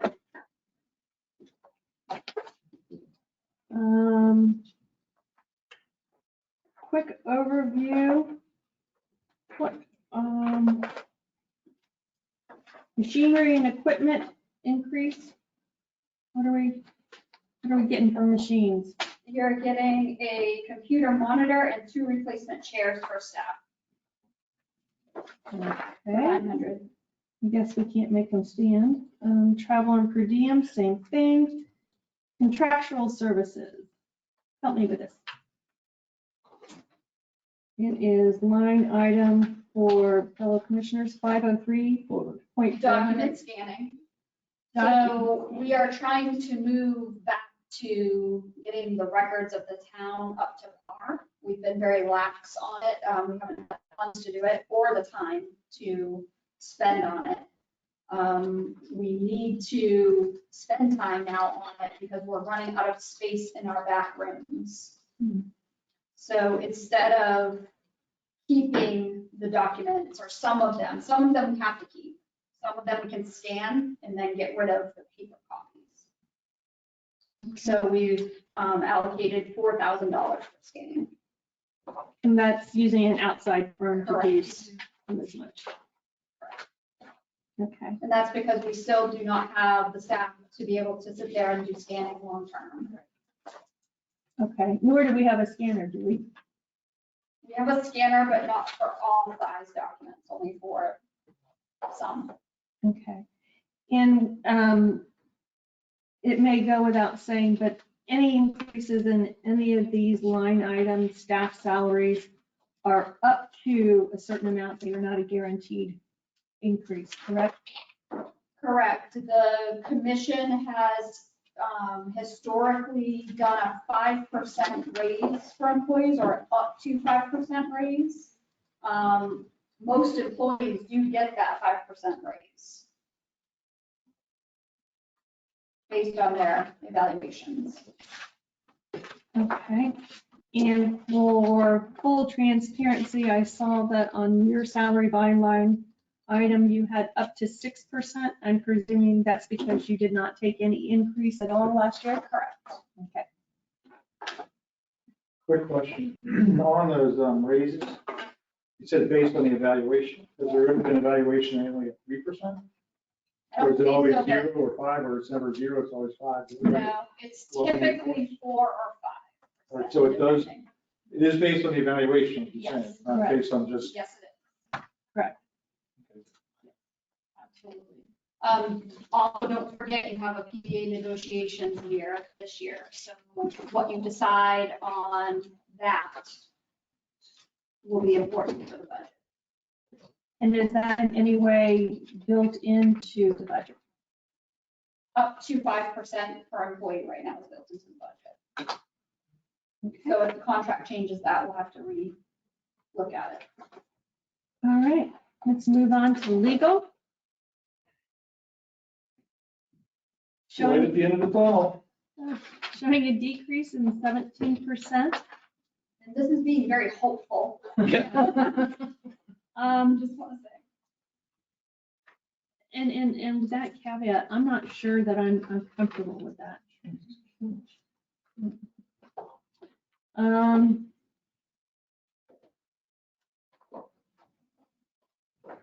I think Christie was comfortable with it, Mayor. I had conversations with her and she seems pretty confident that. I went through this pretty ad nauseum. And an afterthought could occur, but it looks like they're gonna lighten substantially. Okay. All right, How we doing on it right now in 2021? I don't have my book with me right now, but we can look at that this evening. Are we on track to be spending those 257 that we had budgeted for No. 21? We're below that. Are we significantly below that or? Not too Could be a much? hurricane. I'll have to look and let you know. You have your book for tonight, any of you? Yeah. Yeah. You pull it out, you can look at your revenue and expenditure report for legal and get the answer. All right. Just as long as somebody did a thorough analysis of it. Moving on to appointed boards. The only increase is very negligible line item, $4,000 is an increase. And again, that's due to the insurance rates, which unfortunately we have no.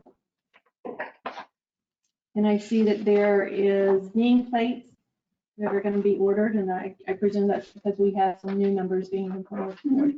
Okay. Anybody have any concerns or comments about the appointed boards? Please. How many new nameplates are there? Depends on how many new people you appoint each year. How much does it cost to make a nameplate?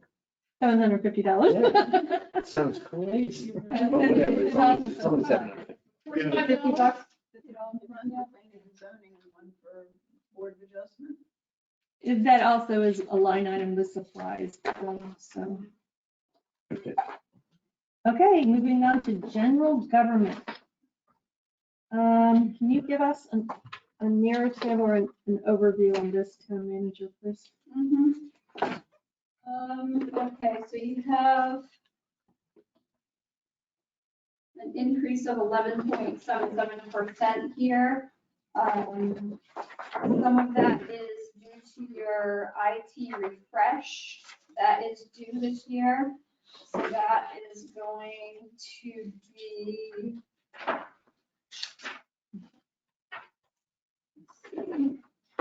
50,000? 64,000. And then you'll be scheduled next year for another IT refresh for the other half of that. We do one half this year, which is town hall, the other half PD next year.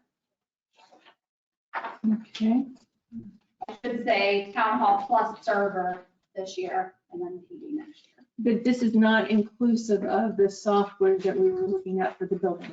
No, and then you have payroll time and attendance software for 28,000. Oh, sorry, 33,000.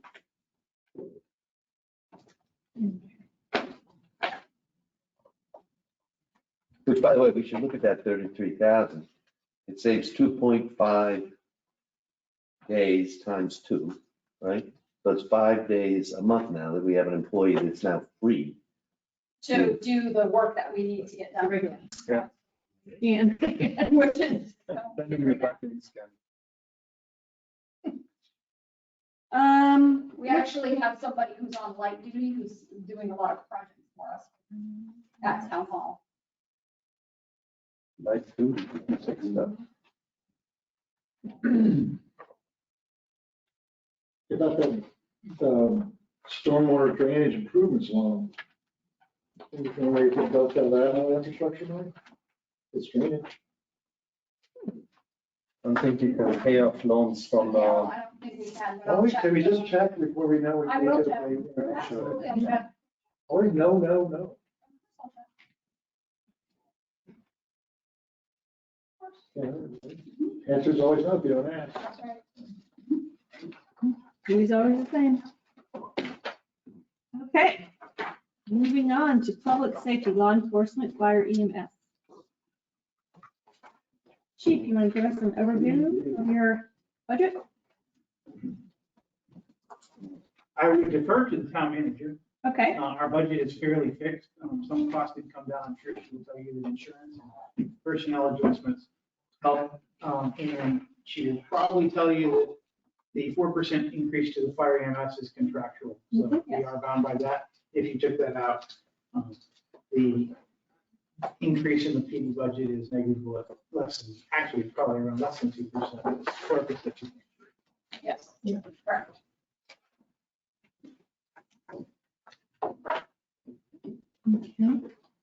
Hopefully your enterprise presentation will also bring.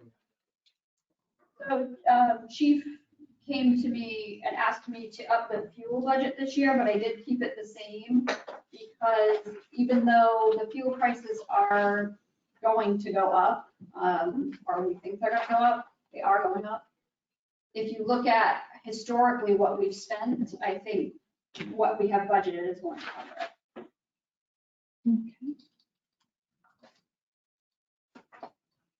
the only negligible increase I see is at 17% for professional services, 503.100. Are those outside agencies that we're using for something, or are those training? What is that? So if you look at the only increase in that, or I'm sorry, the only two increases in that was ENS Computer Consulting, which is our IT services contract, has gone up from 31,000 to estimated 38.5, which is 67%. So you would have seen the same amount of an increase in emergency calls and contractual services as that split out to the other departments. And cross-match live scan is a $400. It was rounded up because they couldn't give us a estimate. For this year, they don't believe there's going to be any.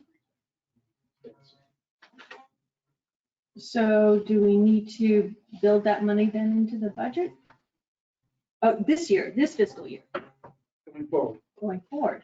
For Okay. next year, everything, so if you look at fiscal year 21, what you'll see is we went up 7,500 in ENS, which is our IT services contract, which is to do with,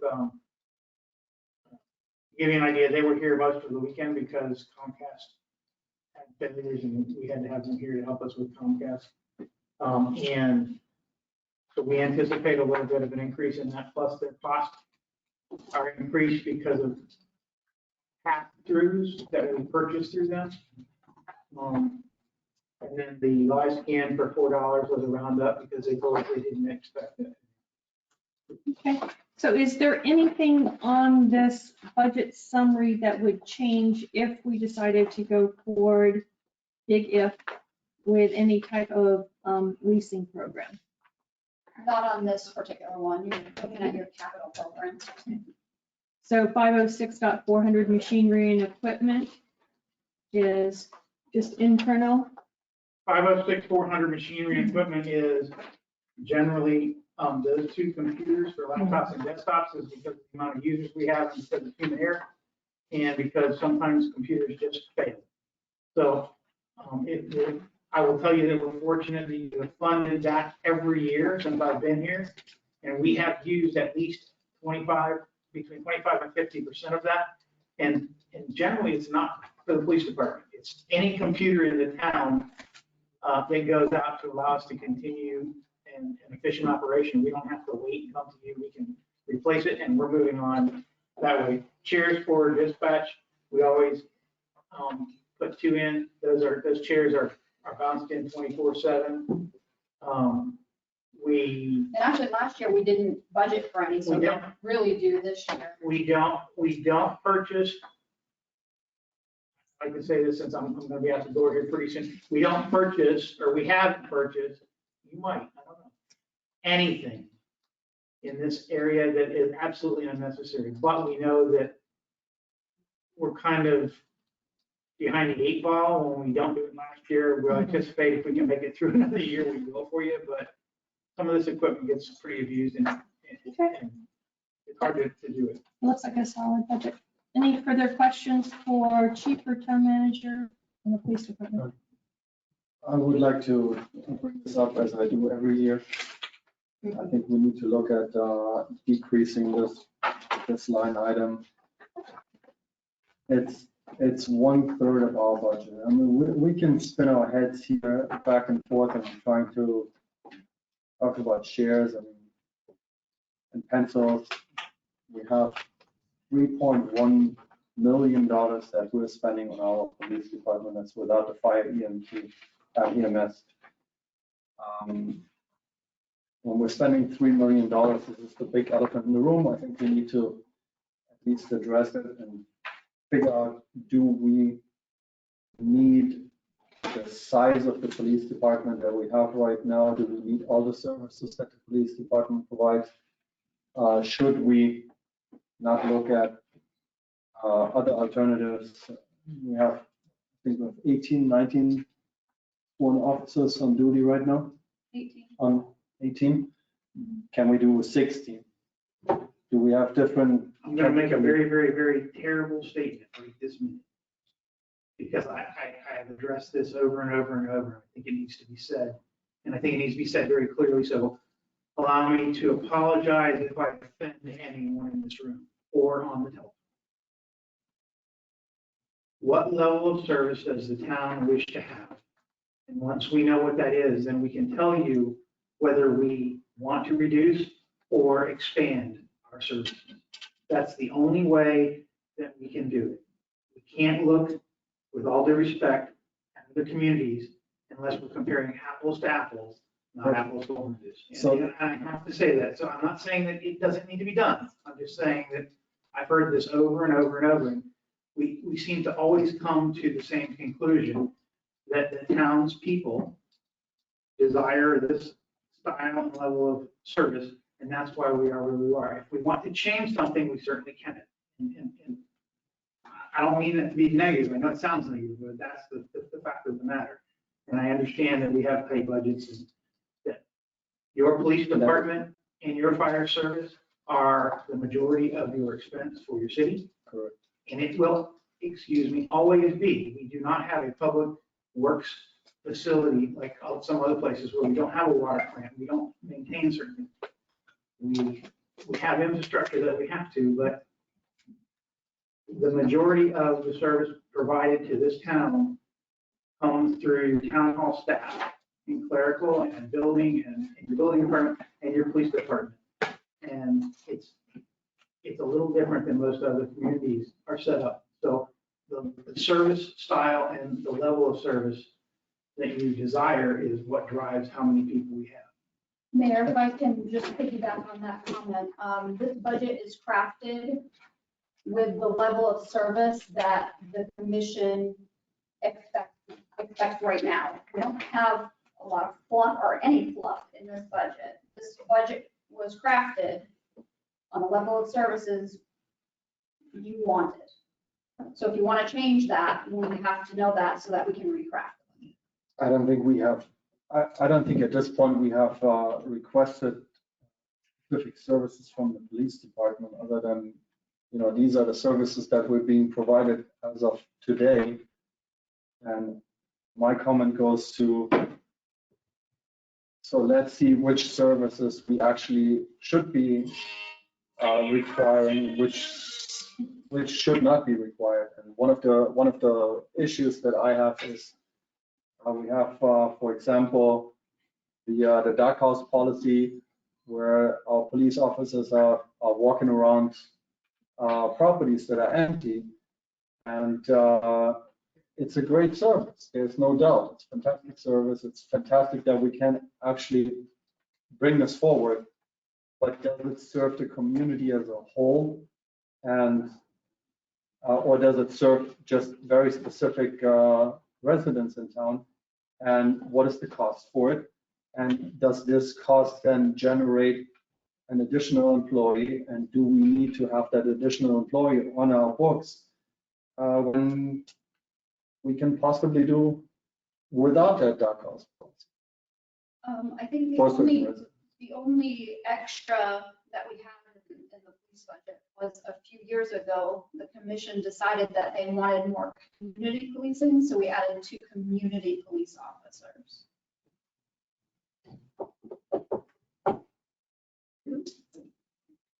I would ask that we consider the style and level of service provided. Looking specifically at whether we are providing a dark house list checklist. As an example. As an example, I could probably come up with 100 reasons why it's extremely important, especially in the seasonal community. Looking at the availability of officers to respond and having enough to respond. Yes, right this minute, I don't have my radio on, but we're probably not responding to anything. However, we're performing community caretaking functions throughout the day. And we are available to respond and respond appropriately to something as it presents. We can't plan for everything. We have to be available and have the resources to respond to everything. So I caution everyone at looking at specific items and trying to say, if we remove this, then we can say this, because all of those items are tied together in the protection of this community. They are not unique to our community in any way, shape, or form. They're done in many, many places.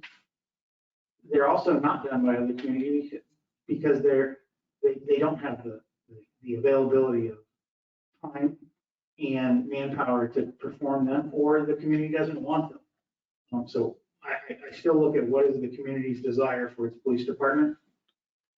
Going to the town manager's comment about community policing, just so that everyone is aware when that came up and I made that proposal. So far, I've heard absolutely nothing but positive things about that program. And the only true negative toward me that I've heard is I haven't filled the second position yet because of the things that are going on and the necessity for that person to be elsewhere. I would like to do that before I leave. I hope I can. When that discussion was had, I was offered 4 positions as your chief. And I said, I don't believe that 4 are necessary. I believe that 2 are appropriate. We always try and look, and I know that Lieutenant Jones will agree with me, we always try and look internally at the police department to provide you with the best service and the style of service that we can and the best bang for your buck. I don't know how else to say. I think that this police department has changed over the last 7 years. Let's just use that as a rough number. And I hope that everybody here agrees. And I hope that for the most part, because we're human, so we make a few mistakes in there, it's changed for the positive. And I would ask that we not change something for a number, but we change something for the desire of the community, which is what I serve the community, just like you do. So what does the community desire? I think that's the most important thing. I apologize that I'm pretty passionate. You don't need to apologize for it. My point here is this is simply, it's a huge budget item and it needs to be discussed. We can all come to the conclusion that we're going to leave it the way it is, but I think it is our duty towards the residents to actually discuss it, to just bring it up. If we all agree that that's what it is, then that's what it is, but it needs to be brought up. That's one. Yes, you're absolutely correct. It's up to this body to make those policy decisions, yes. To Chief's point, and I do see the interrelated portion of each service that is performed, but I'd like to see a list of services. I mean, I think I know a little bit more than the average bear what we actually do. But for instance, I didn't know we had positioned 2 community officers. I thought we only had 1, and we dearly love Officer Deborah. And I think she's doing a great job. I haven't heard that she's overworked or underworked, but I mean, so, and to Martin's point, dark house service not only protects the person, but it also protects the community justly. Question is though, would people pay $100, not unlike their alarm system, to have it covered? And we could start to offset some of these boutique concierge services that we provide. I'm not saying that I want to get rid of any of them. I think to your point, maybe what you're looking for is a discussion to see if there's any way that we can augment it financially. I don't know the answers to that. Well, and I get that you bring it up every year, and it's a good thing, because it is a huge part of the budget. You can't just dance by it. I absolutely appreciate that. But I also think from a lot of people that I speak to, and speaking for myself as a resident, that the concierge service that we receive is not only the biggest budget item, but it's one of the biggest pluses of being in this community. The dark house thing, I think, is brilliant, because the guy that's walking around that house for those folks that are up north, he's just not messing with that house. He's messing with the rest of the community. And as Chief has told us many times, we are right on the line for all the car thefts. I know you all speak with your neighbors there. It's not really pretty out there. And I think our police department does a really good job of community policing, which is the forward motion for law enforcement at the moment. We're ahead of the game. We're already there. So I'm pleased with it. I know it's a big chunk. I know it's expensive and what have you, but I don't see any line items here that I could cut back on. Commissioner Claus? Just leave the police force as it is. And I think this is the 3rd meeting in a row we've had this discussion. So can we, if there's a consensus or a feeling that this is the end of that discussion, I'd appreciate it.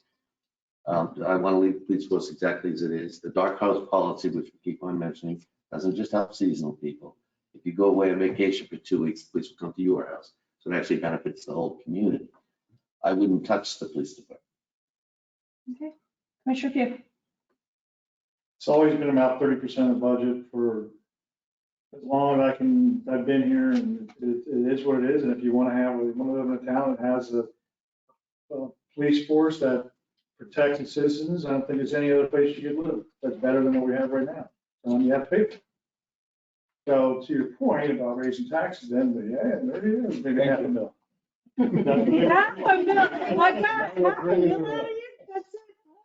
It all comes down to that, doesn't it?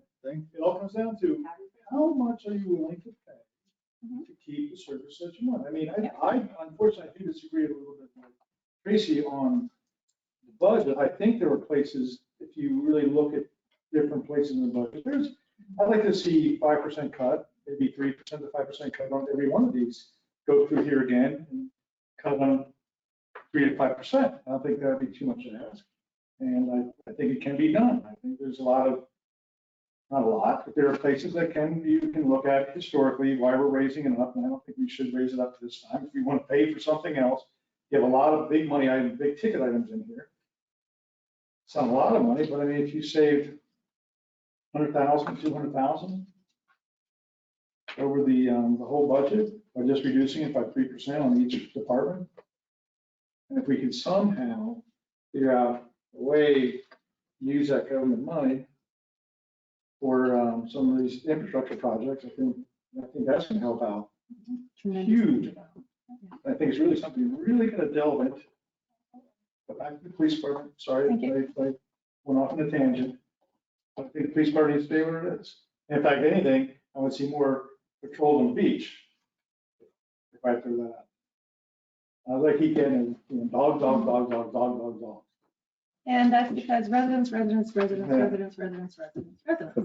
Dogs. that's another thing. Now you're gonna clap like, oh, yeah. See the microphone ready to go. Thank you. Okay, so I feel like we have consensus on closing the discussion. I appreciate Commissioner Bishlott for bringing it up. And that we all agree that our concierge level of services and offerings is something that makes our town not only unique, but desirable. And I think it also helps increase our property values that we see. So we will move on. All right. Next, billing and inspection services. Okay, to your point, Commissioner Bishlott, it looks like there was a huge increase in this budgeted department, but I believe it is completely offset by revenues. And let's take a look at what comprises this. I see mainly a software upgrade and then a potential discussion on a part-time person. So who would like to lead this narrative? Mr. Guy? Good afternoon, Nice Madam shirt, by the way. Yeah, really. Commissioners, Town Manager, residents, other staff. It actually is now 11 months since I've been with Ocean Ridge, and I've enjoyed it here. I've come to realize that the town residents demand A+ service. We're not there yet, but I'd love to have permits issued in less than a week once a person makes an application. I'd love to see permit times and inspection windows be given a 2-hour window. And the inspector shows up so the owner or contractor is not waiting around all day. I would love for residents and contractors to have access 24 hours a day to their applications, to look at permit results, and even make application online. Eventually to have a paperless permitting. Unfortunately, at this moment, it is a struggle. We do have hybrid services, and some of the inspectors are very good. Others not so much. It's not something that we can guarantee. Hybrid cannot guarantee the quality of their inspectors. These guys have 6, 7 different cities that they're dealing with, have no idea who they're dealing with at any moment. And we spend a lot of time here making ordinances. How does an ordinance get enforced? When we make a rule about demolition processes, how does that rule get enforced? How do people get informed? And I do believe it's through the staff. So there are 2 main things that we're asking for as a department this year. One is to actually have a quality permitting software. Currently, we do not have that. We have a system where we use staples and thumbtacks and logbooks, and whew, it looks great, I'll tell you, but we are like ducks in water. Our feet are going nonstop. The staff here is extraordinary. They do a great job, but we do need help. And the software will go a long way in providing the quality of service that the town expects. Additionally, to maintain that quality, I believe we should look at having a part-time, at least a part-time inspector who is committed to the town, who understands the principles of the town, who understands the ordinances of the town. And when this person goes out, also becomes an educator to the community on what the standards of the town are. So those are the 2 things. Understand budget is an issue, but to date, if we look at page 6 at our revenue, you'll see that we are at 71% income. We are actually above our budgeted amount already for this year, and on track as a department to probably have the highest income ever. The State Financial Office has actually put together a bill that requires that building departments be more accountable with the dollars that come in. And we are actually audited each year, not just by our internal auditors, but the state requires us to actually post online what our income and expenditure is, what those monies are used for under certain categories, and it's currently online. We have met the deadline and did post this document. It is online for anybody that wants to see. Last year, our income was $623,774. So our projected income for this year, I'm sorry, budget for this year is less than that amount. And we expect to meet or exceed the numbers that came in last year. So I'm available for any questions or comments that the commission may have. Commissioner Cobb?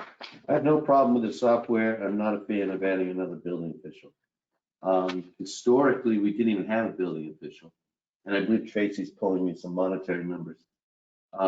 We used hybrid, and then we got a building official in 2018, I believe it was, Tracy.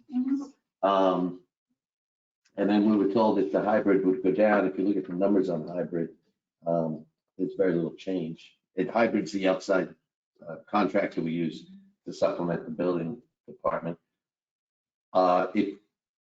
And I noticed when we put together this chart on what hybrid's activities have been, I mean, the $200,000 in 2020, and we're only partially up to the new budget. And that's 43,000 on this is basically outside services. Correct me if I'm wrong. So we brought in a building official to reduce the cost of this company. And I didn't see any real impact. Now it seems to be starting to take hold now. And I would certainly hope that the software would facilitate the turnaround of permits. Would that be accurate? Yes, sir, it would help. Yeah. So I'm fine with the software. I'm just against hiring more building officials, as I'll be against most likely hiring another public works person. We had total employees in 2000. Let's go to a recent year, 2009 to 2017. We had 4 people in staff inside town hall plus 2 public works. In 2000, was it? And so those are the 2 numbers. There's another number here that's important. Let me see. Well, from 2005 to 2009, we had 5 employees. Right, this in mysterious administration. Michael Tate. No Yeah. one seems to. But then from 2009 to 17, we went down to 4, Right, and then we went back up to 5. right. And then now throw in, we originally had 1 public works guy and no building official. Now we have 2 public works guy. We're asking for a 3rd public works guy. We have a building official and we're asking for a supplemental building official.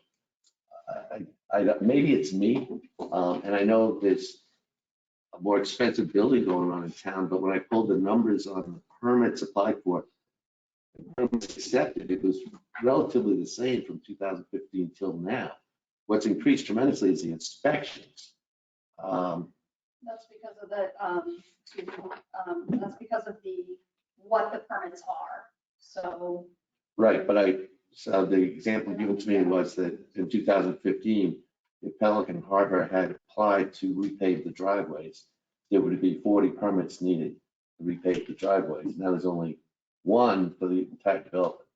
I find that hard to digest. It doesn't sound like anybody in 2015 would do that. So that's my problem. It's like we seem to be creating more bureaucracy that the residents have to endure, particularly when they're in any kind of renovation or building a house. And I just legitimately don't know if the town needs what we're creating here. Out of the revenues that, Mr. Guy, thank you, Commissioner Cost. Out of the revenues that you cited, does that cover the cost of your department? I mean, how does this work? I keep hearing that part of it has to be a wash and it has to be allocated. I don't think I fully understand that. If someone could shed some light on that for me, because if we're growing exponentially in revenues and we're paying for the staffing with that, it might be a wash. I don't know. I don't know how that works. But a different way to look at it, because I believe your salary is outside of that permit stream, so the salaries are outside of it. You gotta look at it, all we're doing is shifting the burden from our budget to the residents. The residents are paying all those permits. But our permit fees aren't increasing, so, I think we increased a couple. We did increase them. okay. We did. So, Well, we so didn't increase them past where other municipalities are. No. So, we're playing catch up on a lot of that. not that But we're could trying to someone still punish address the question asked? So could I just add, when I started a year ago, I, as an individual, was able to do plan reviews and field inspections. Since January of this year, there has been an extraordinary number of permits that have entered this town. I was not here in 2015, so I cannot say what happened in 2015. All I can tell you that we are way beyond $600,000 in income, rapidly approaching 700,000, probably going to be $1 million by this year. Most of my time in the last few months has been doing permits only. All day, at least a dozen permits I've been processing every day myself, meeting residents, and been more and more using hybrid to do mostly inspections. I'm not inventing this. I'm not creating any bureaucracy. As a matter of fact, No, I'm not, my You comment said that, sir. is the entire town. not as a matter of fact, I do things to reduce the time on permits that we spend, get into trouble sometimes because I redline permits. An applicant will send in a permit application that does not meet the code. I take my time and I draw on their plans what the code is and make notes on the plans. I could simply send it back for another cycle, another 3-4 weeks, a month for that to come back. I do my best, sir. So, I mean, it is what it is. I'm not inventing anything, the numbers speak for itself. Let me shed some light, because I was in that field for a while, and I've dealt with hybrid. And here's my concern as far as the building department is concerned. There is a difference between hiring outside people to do inspections and having our own inspectors in town. And I think one of the things we're realizing is that Mr. Guy, he knows our codes in and out. He works with us here on the dais. He works with the building department and comes up with solutions to problems that he sees coming out of these things right then and there. Hybrid, my problem with hybrid is this, and this comes from personal experience. You never know what you're going to get. And it is literally, you're waiting for the building inspector to come, and you know it's one of the hybrid guys, and you have absolutely no clue what this guy's going to throw at you. I had an electric inspection where we had underground pipes, electric pipes, and typically you work with side tubes. Every so many feet, there's a side tube, and you have that thing there, and they check how deep it is in order to make sure that it is 18 inches above below ground. And this guy came in and he said, absolutely not. You need to dig this all back out. This needs to come out. I need to see the entire pipe. So we had to dig out the entire pipe based on this inspector coming in and saying, nope, you need to do it the other way. And we dug out the entire thing, and I called for a new inspection, and the next guy comes over, and the next guy looks at me and goes like, why did you dig the whole thing out? You could have worked with side tubes. That's what you're getting when you're working with hybrid. And that is a problem to our residents. That is a problem to the contractors that have to deal with this problem. And it's an inconsistency. And it is an inconsistency as far as our codes are concerned that we're trying to enforce. We're trying to make sure the building department is here to ensure that whatever is being built, it's up to code, It's up to certain community standards as well as to safety standards. And when we're dealing with outside people and outside influences that come into this town based on a whim that today this inspector got it and the next day another inspector got it. And we all know that one of the inspectors that I've worked in was, I mean, easy if you were building something because he would just sign a permit card, but it was absolutely not helpful as far as making sure that things were done right. So I would be in favor of either hiring somebody or finding a way how to get somebody that is involved with our community to help out in that building department. However, if we can get this done in a way where hybrid can guarantee us a certain inspector is the only inspector that comes into Ocean Ridge, or one or two guys, and they know the code, and they are under the guidance of Mr. Guy, and we have a clearer path as to not having 50 different inspectors that roll through here on a given day, I would be acceptable to continue working with hybrid. Otherwise, I think we need to put it under our control.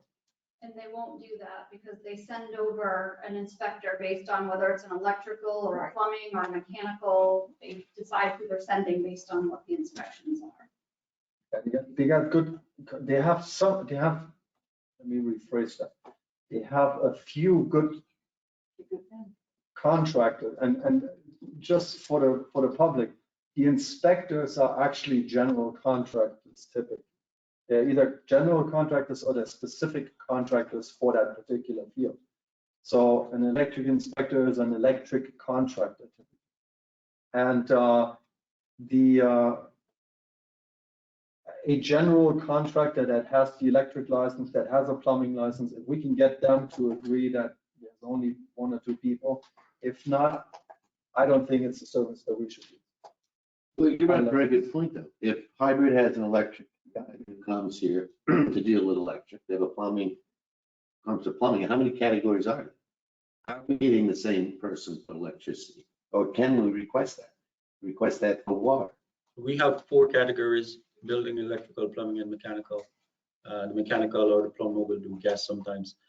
Generally, that's it. The lion's share is the general, who does generally everything. I mean, whatever is left over, the general contractor does that. So do you get the same electrical inspector when you call, to Martin's point? And the answer is no. And the thing is, they have turnovers. You know, from time to time they'll get a new guy. I mean, they just got another new guy. I mean, I know him because I worked with him in the past, but there is no guarantee. I mean, it's the type of industry that they have. And actually, Martin, there's sometimes that the guys that do cross training, and that's what I get kind of very, antsy about, because this guy is not proficient in the other trades that he's attempting to do. There's a cross training program that we have with the state that, some guys move over, he's probably a plumber, but then over time, he gets to do other things and does training, and sometimes doesn't do very well in those other areas. That is where we have a problem. And just to let you know, that idea with the site holes, that is my thing. I try to do things in a very minimalist way. And unless I go to a job site, I'll let you know, this is my standard, and there is a car with a ladder sticking through the window, and the person is untidy and very sloppy, I'll spend a lot of time looking at that job. If the person is professional, well put together, truck license is there, you can tell his tool bag is clean. I'm inspecting not just the contractor, but his work, his appearance. And you can tell based on that, if the person is organized, they'll do a good job. So you can tell, and you deal with people according to the level of work that they're doing. And you have some very, very good guys in the town, and some others, actually about 90% of the contractors that are here, excellent guys, do a great job. But the 10%, they cost you a lot of time to work on that. But, I mean, with the town expects, good service. And, sometimes I have to do over the work that some of the contractors that we bring in do, unfortunately, because of the amount of work we're doing now. I have to be doing that more and more, but, it is the, what I've been dished. And, again, my thing is I'd love to provide a greater service to the town in general. And, I know it costs money, but again, the other thing with our building permits, if we cannot show that we've utilized the income that comes into the department and justify that it is actually used for building department purposes, then we'll have to develop methods to actually reduce our income for the building department. Well, I just have to, mention too, this is definitely a policy decision. However, it's not really going to change your bottom line, because if you don't hire the part-time person, I have to up your number for hybrid, because we still need somebody to do that work. So it's still going to, your bottom line's still going to be relatively the same. But what about the secondary items, the healthcare, the workers' comp insurance? Well, workers' comp, yes, we still have to pay for that, but no health care. It's a part-time employee. How about FSR? And the retirement. Yes, you have to do retirement. We have to? Yes. So we're part-time employee. We're part-time. So the 45 is, the 45 is the salary, or the 45 is the, all, everything together? Oh, and by the way, that's maximum. If we get someone that's a trainee, the number will be a lot less, under $40,000 with everything. But over time, as the person develops experience, it would increase. But that 45, that is a person who's already trained in all the things, has all the licenses. At the same time, we would be reducing the 60, last year we spent, in fiscal year 1920, we spent 62,400, and given, it's not fair really, because Mr. Cameron had resigned at one point, and Hybrid took over for 1 or 2 months full-time, but I mean, yeah, it's pretty much, I think it's going to be somewhat of a wash. Yeah. Between, well, So let us finish commission discussion, then I see that there's a public comment. Vice Mayor, sure. Go. I think that Guy and his department have been playing catch up for the last year and done an admirable job. The context of the building in this town, even when we're built out, is not going to be done. It's going to be a continual tear down, replace, improve, because we have made a beautiful place to come with. So I absolutely believe that we need a part-time person who is going to be invested, just like Mr. Guy is, in the town and what matters. Because you've been sending us the little buses on the contractors who are so pleased with the way things are going. I speak to them too out there. I see them building. I know a lot of them from hanging around the area for forever. And good contractors need the direction and the assistance of somebody who knows what's going on in the town, not just a guy that's going to sign off because the electrical guy sent him down. So I absolutely think that, yes, it's expensive. That's our police department, but this is what we want for our town. And I think we deserve better than we have, and whatever we can do to help you. Commissioner Pugh. Well, the reason we went to hybrid in the first place was the county was inspecting. We had to pull permits to the county way back when that's when we went to hybrid in the first place. The reason why the suggestion was made 3 or 4 years ago, we should really hire an in-house person, was not so much to do inspections, but to do the plan review, which is what you're doing. The reason for that was because the hybrid, when they were doing the plan review, was missing a lot of things, and things were getting built and approved and permitted that were not to code. And that was the problem. Nothing to do with inspection. And the reason I think I'd rather see you doing the plan review and writing on the red line and telling them what they should do. And the reason why, while I would like to see an additional employee here, I kind of am pulling back on that because number one, the workman's compensation is not getting any cheaper as we've seen in year in, year out for the last 3 years. The liability insurance is going up. So the cost may be only $43,000 today. Next year it's going to be $53,000 by the projections we have on the workman's comp. That's just one insurance. That's not other insurances.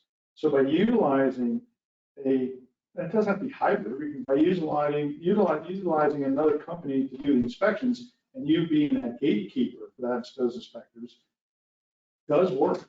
It's worked for this town for many, many, many years and we didn't even have an in-house guy. But with an in-house person like yourself, who's pretty sharp, one of our clients,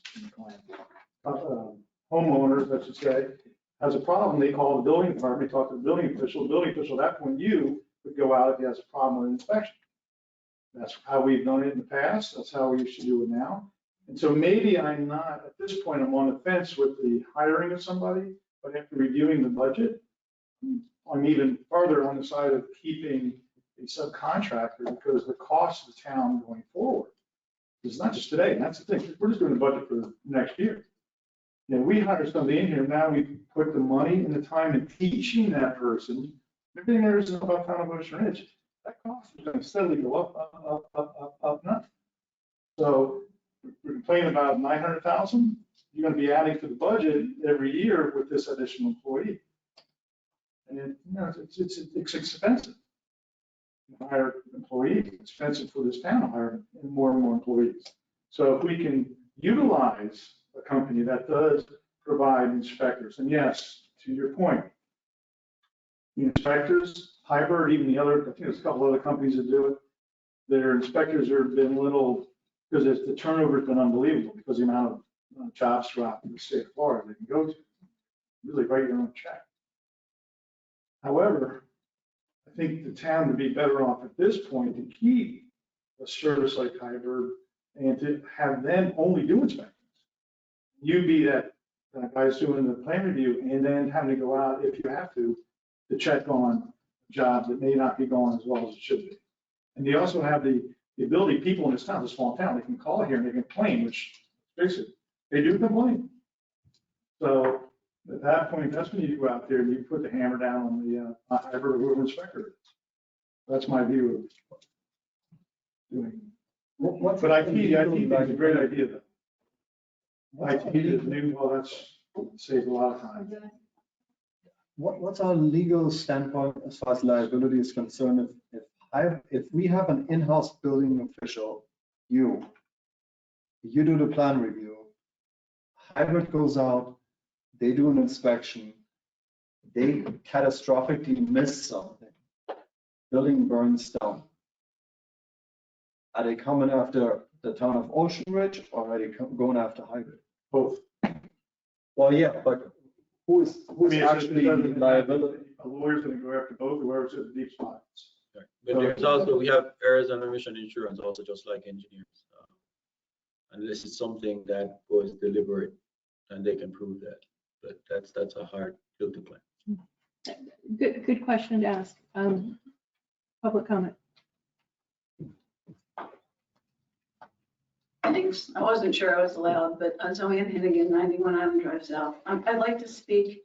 I think you all have really good points, and I'd like to speak. One is a resident, and one is a global staffing manager at a corporation, so I know about staffing stuff.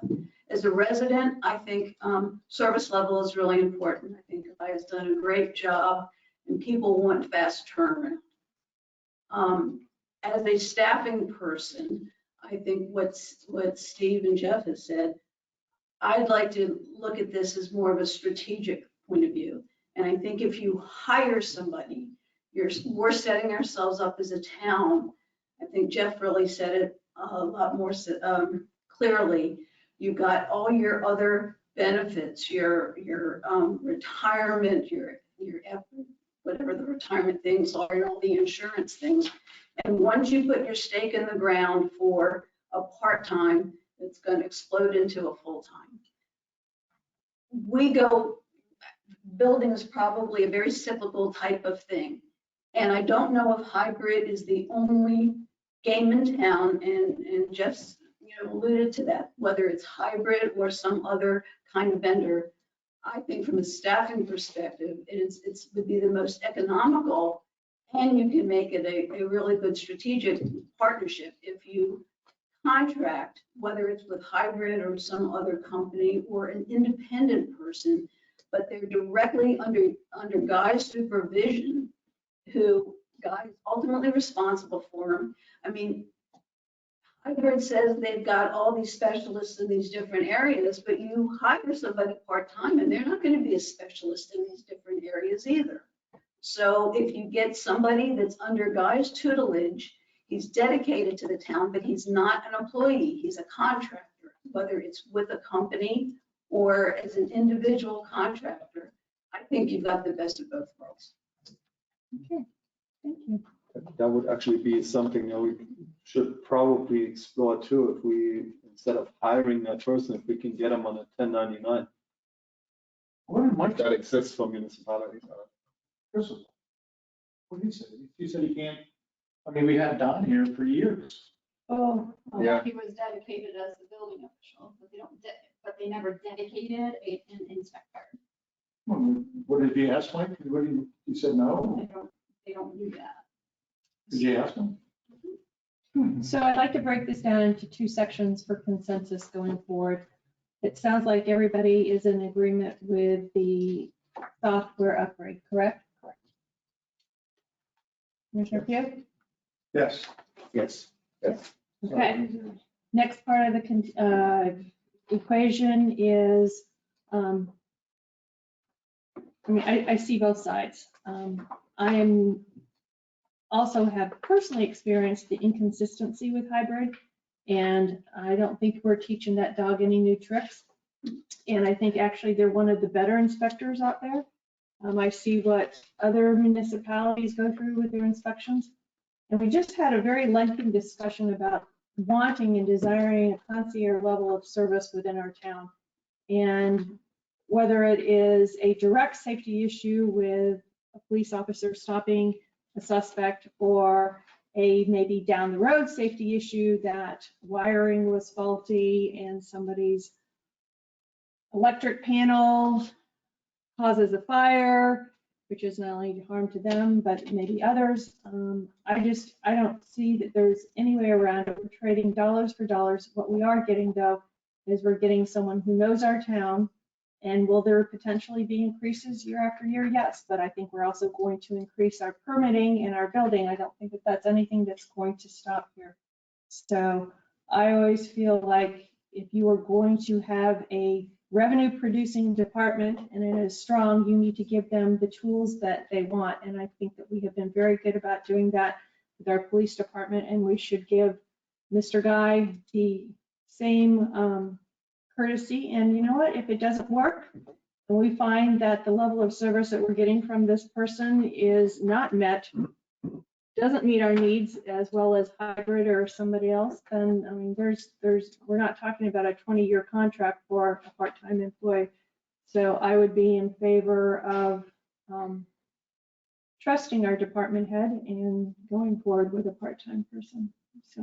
Can we add to that, to explore possibly hiring that person finding a person and hiring them as a contractor instead of not using a contracting service, but using a person as a contractor?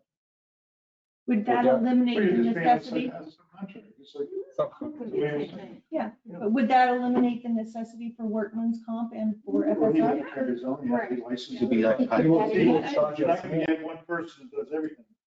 It's very rare that you have an inspector that can do electrical and mechanical and plumbing and structural. And we can do it at the same level that we're paying hybrid right now. I mean, you know, whatever, if that person wants to come in and give us the service that hybrid offers us at the same cost, we're still even on it. And my concern is that we're having somebody that is dedicated to this job and dedicated to this town and knows his stuff. That's Mr. Or- Gawarski. Right. You can't do it all. Can't do it all. Trying. Okay, He's trying. so I would be in agreement with Commissioner Shaw. Commissioner Collins? I know, You're But you're I no? do think one thing that's coming out of this is, that, I don't know if it's Durrani, I don't know if it's Tracy, or if it's both of them. We need a serious sit down with hybrid to try to iron out some of the problems that, that I'm hearing here. And with no disrespect to Durrani, no one in the street walks up to me and goes, wow, the building department in town is terrific. They do it with the cops. So they talk about constantly a surge of service from the cops versus the building official. I actually had somebody do I've that. had people come to me. The building, really? Yeah. Yeah, so yeah. funny. I sent you 2 emails. Yeah, you recently. like, yeah, I had somebody- I've had people talk to me. I've only had people, I don't want to use. the Well, they word always tell you when they're really happy.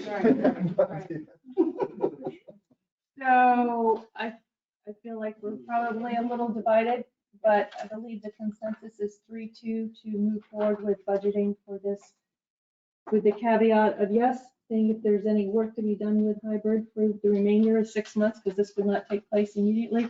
And yes, taking a look at potentially filling this, if at all possible, with a 1099, so we don't end up with the additional personnel funding that's necessary. Okay. All right, moving on to my favorite subject, solid waste and recycling. It's a 3% increase, I'm presuming that's contractual, okay? Is there anything else within this that we need to know? Okay, When's our contract up for solid waste? I think it was a 5-year with an option for renewal, but I'll have to get back to you on that. I will have to say, I have seen them come back to my island at least 2 times on one given day because people put their stuff out late. Must have called and said for vegetation, and said, you know, hey, I've got a big pile or something like that. So, I've been very Yeah, pleased. they're very responsive when I need to call. The only thing that I would like to bring up is one of the things that I saw Billy do with Chat, is it Chat? Yeah. Chat. With the trash cans along Old Ocean, if we can get them, if they're driving down Old Ocean anyway, if we can get them to pick up those, at least the ones that are on the street, pick them up at the same time. Because it saves them, it saves Billy and Chad probably an hour and a half, 2 hours each time they do pick up. And how often you do it? Twice? 3 times. 3 times. So that's 6 hours right there that we can potentially save by just asking the garbage truck that already drives by, pick it up. I know that we've I'm had gonna this pick up. discussion. How are they gonna pick it up? They don't have a claw, yeah, just put it in a trash can after. They have to lift it out, take the bag out, put a new bag back in when you're done. Just they're all bagged, every one of those cans. That's a good idea, though. I'll try to do it. I know. Did you reach out to Waste Privacy? I've called the one rep, I haven't heard back from him, but I'll see if I can catch him when he's in town, because I'll see him ride or something. And if we need to change the cans, if we need to change the garbage bins that are there in order for them to make it. You kidding me? How much this cost us when we did that? If we put the regular. Look at the cost. But 6 I mean, you know, hours, we had Two guys- 5 meetings of, designing a trash can. 2 guys, 6 hours, you know. But the time there's it a takes cost- for there's a them to cost get out involved and in that move too, things around, that pays would for be the itself. time it would take for them to take the top off and grab the bag. That's not a big, long, complicated thing to do. No, But they, we're asking them to then put a then put a bag new back bag in. back in. That's, good luck. Yeah, that's the, Well, you could put the bag in. There's always ways of skinning. Oh, I know. You pick everything out, they put in there. yeah. All right, moving on to physical environment and town engineer. Welcome, Mr. Pepe. Okay, who wants to give us the narrative on this? Lisa. Well, you gotta make your money somehow. Okay, come on. Work it. I like Good the necklace. evening. Thank you. Mayor and commissioners, residents. The town engineer. So many years ago, it was really a great idea to just have me come on Tuesdays. And I still do that.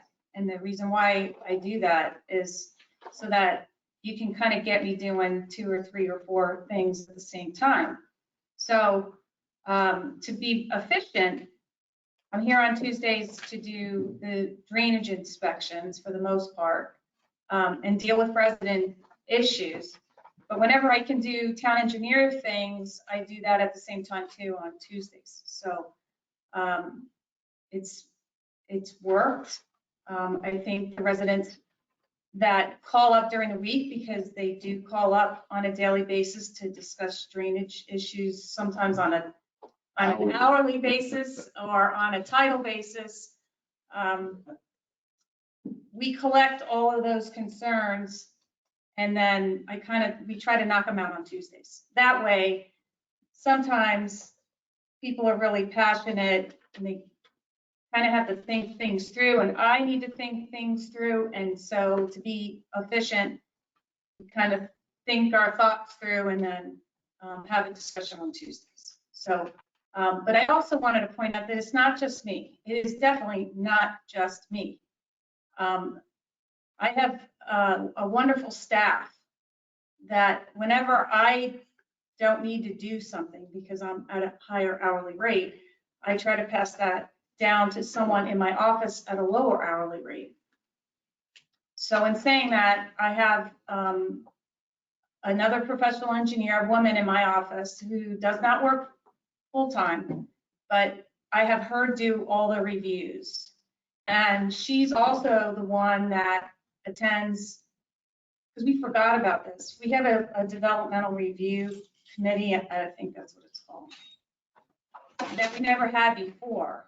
So with that respect, we're reviewing plans on a conceptual basis that we've never reviewed before. The building department's never reviewed anything conceptually in the past, because we used to just review building plans. Now we're reviewing conceptual plans. And attending meetings on an as-needed basis as well. So I have a great woman in my office who's a professional engineer who goes up against the professional engineers who submit their drainage plans, and we go through a process and try to work as quickly as we can. I have several other staff that are stormwater inspectors. I have staff that has dealt with town hall staff to do other things not even listed on here, like the community rating system, which we all work together to bring our insurance rates down here in town. Really proud of that. Attendance at those planning and zoning meetings. And there's been some ordinance changes, and ordinance changes takes time. And then in order to implement those ordinance changes, that costs too. So we basically stayed the same. So I just wanted to say that we basically stayed the same, and we're just trying to always be as efficient as we can be. And that's kind of all I have to say. If anyone has any questions. I know I was told this in my staff meeting. Professional services is jumping 200%. What was the reason for that? So Tellus, water sewer conversion financial consultant, $53,520. We contracted with them a couple of years ago, and this is to pay for their services coming up. Okay, that's my question. Why? As part of Didn't we have a Ocean Ridge group, and they said about the septic system that yes, it's not gonna happen for a while, so why are we paying $63,000 of these guys for another? Let us hear the planning costs. Budget amount 63, engage grants and ensure town engineer and town planning process for the contract. How long is our projected timing for septic in this town? I'll ask that question. How long? I mean, that. What do you think? 10 years? I wish I had a crystal ball to say Well, when we will be, If you had- if and when we'll be mandated to make that conversion.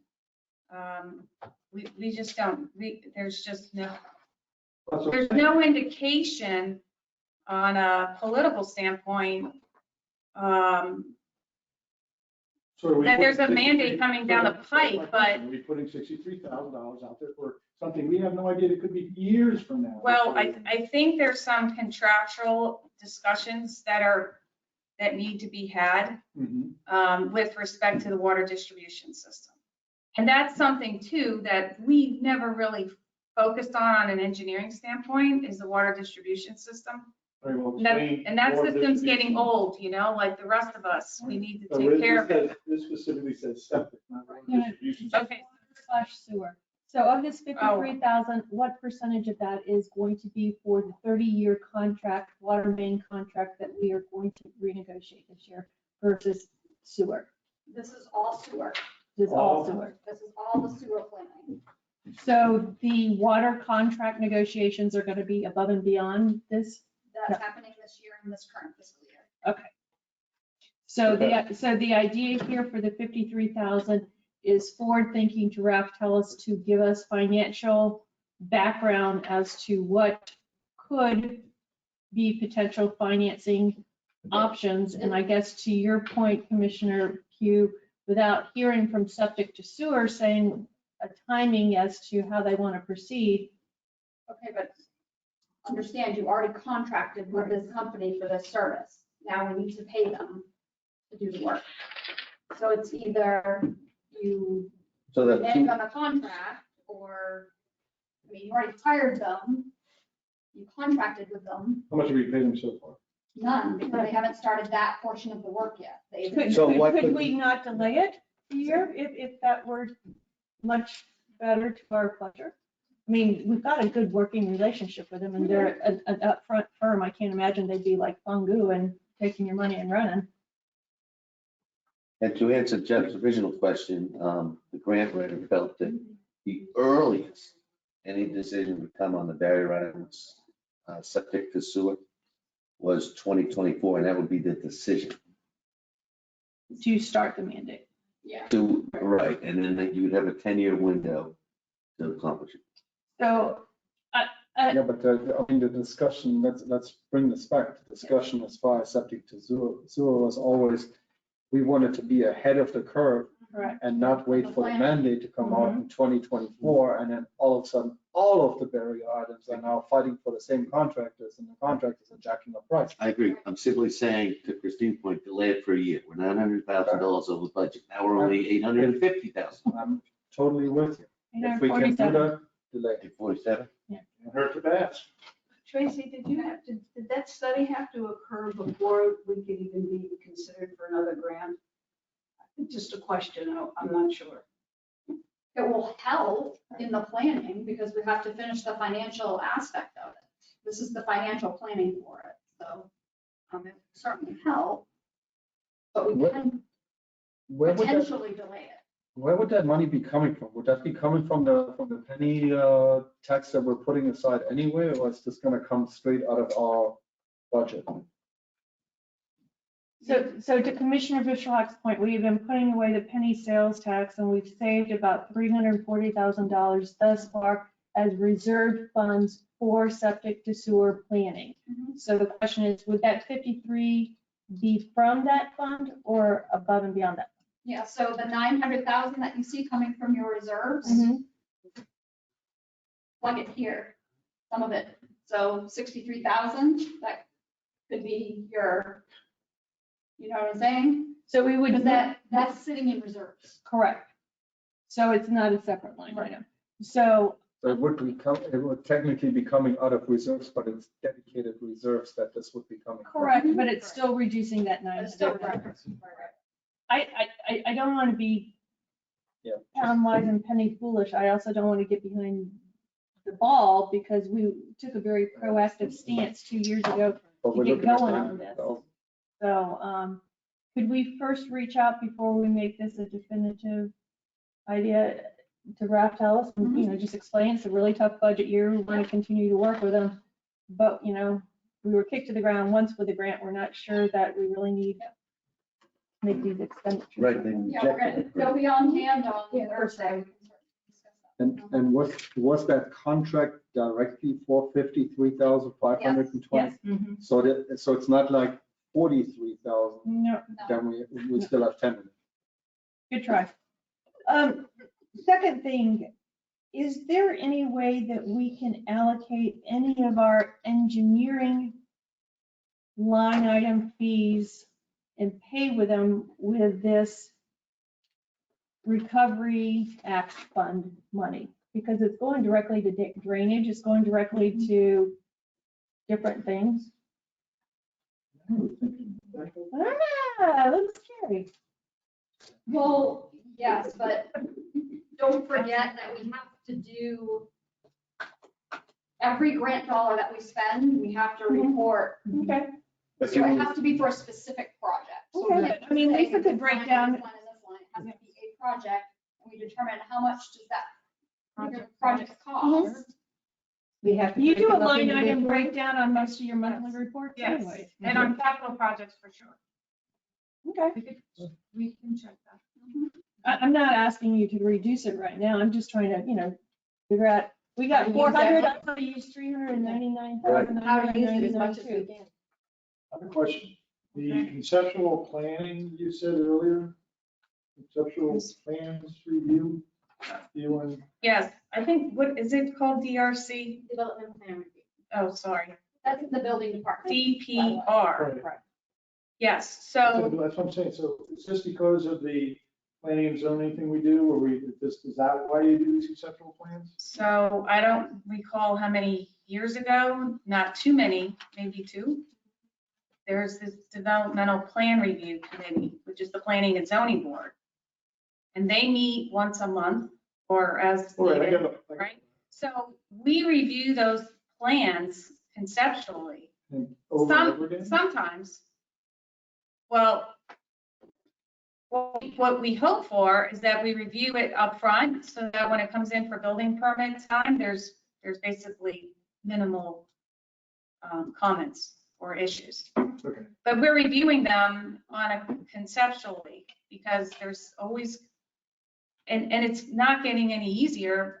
The FEMA flood maps right now that are pending that we have to follow are creating a tremendous challenge because the finished floors in some cases are 4 feet higher now required than they were before. And so when the board is reviewing these plans, it's extremely difficult to try to figure out whether they're adversely impacting the town's property and adjacent property owners. So we have to take a real good, close look at that to make sure that they're not. And that's basically then requiring the contractor to do a full-fledged paving, grading, and drainage plan for their lot that Right, we have to review. But you require that, we require that anyway, like the drainage plan, do not? But correct, but now we're requiring it closer up front on a conceptual standpoint. Then when it comes in to be before the building department, it might be a little different because that was conceptual. And then we have to review it But again. before that, they were submitting a plan to the town, and we were reviewing it then At building. at building. So now we've added a layer on top of that, which has our cost for not only our building official, but for you. Well, that's an additional time for him to review, and he attends those meetings also. But both of yours pass through. Yes, this is all part of the building department. This is all part of the building department. Right, but my point is this. Prior to 2 years ago when you started this, we did it, you guys did it in a certain way that didn't cost the town now double. Did we not? Well, So we're getting actually charged twice for you to review that plan. Well, I think that there's fees being, Are there or they're not? are there fees being generated in the developmental There plan is a review? fee, there is a fee in the development plan review before. Sometimes the fee does of what they, depending, some people have to have a lot of comments and have to go back and forth, and the fee that we charge not necessarily always covers that, but most of the time it does, and even it can include a meeting. That's actually where I'm kind of driving this. So if is that your fee that we charge the homeowners in the building departments, or is it in her? It's in building department. So if you look here, There's two different fees. There's a development plan review fee, which you pay $1,500, that's a conceptual. And that pays for Institute Pet fee, for Durrani Guy, and for the town planner to review the development plan review. After they're done with the development plan review, they go off to the building permit. And at the building permit, they pay the building permit fee and the plan review fee, and also Institute Pet's fee if she has any, whatever that review for her cost at that time. Right, so I guess my point is that some of her budget, should that not be in the building department? it It is. I was just Oh, talking. for sure. So Jeff, So you're so budgeting it's here? been moved. It was never, in the past, it was never that way. It was all clumped together in the general fund. Now it's separated out. Okay, but you said, but the reason I say, because you said specifically, the conceptual plan review was in your budget, so it's not really in your budget. Oh, It's a- okay, I apologize. It's, That's why I was like, it wait a used to, minute. it all used to be clumped in one. But because now we,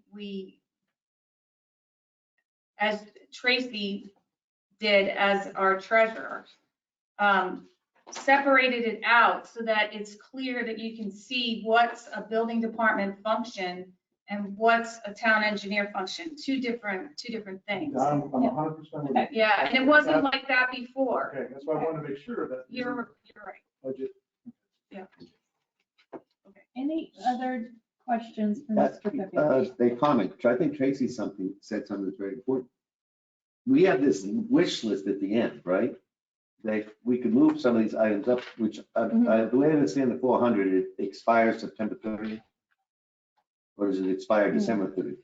December 31st, 2024. You're talking about 400,000 that we'll be getting this year. It will go into a dedicated reserve and we have to use those funds by December 31st, 2024. Excellent. Yep. So if maybe you and Lisa and whoever is the expert on what you can use the money for, can go through this list. We're See gonna what- start that. We're gonna go through that tonight. I'm just saying that potentially part of her consulting fees, working on those projects can be part of that too. Oh, we're gonna find that out. Yeah. Yeah. And I'm Travis to do Thank that. Not your good old friend, Jeff. Come on. Okay, let's move on to Public Works. Thank you, You're Lisa. welcome. Can we just stay on other physical environment just for a minute? Sure. Yeah, so we have 15,000 in here for mulching the town property. We took that out last year. We really need to put that back in this year if you want the town to be beautified, because right now it looks not so great when you come over Ocean Ave. Oh, the 15. So, We all budget every year for 15,000 Right. last year, Last but year the we bad didn't. budget year, you didn't budget any. Right. But aren't they replacing all the lights on Ocean? Yeah, that's in the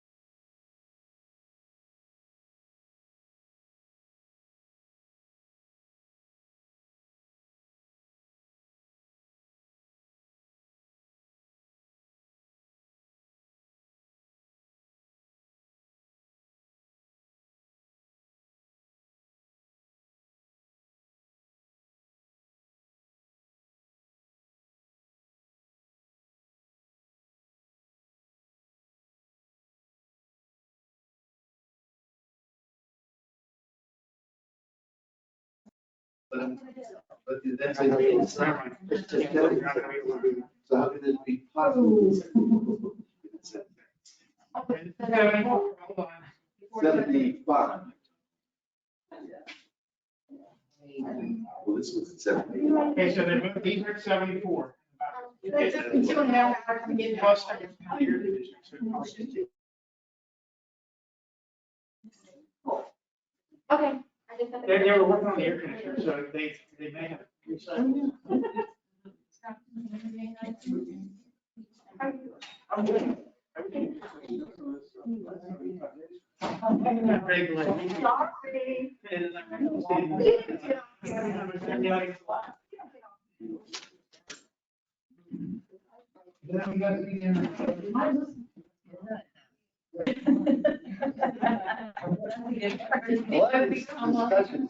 $900,000 budget was here on an $8 million.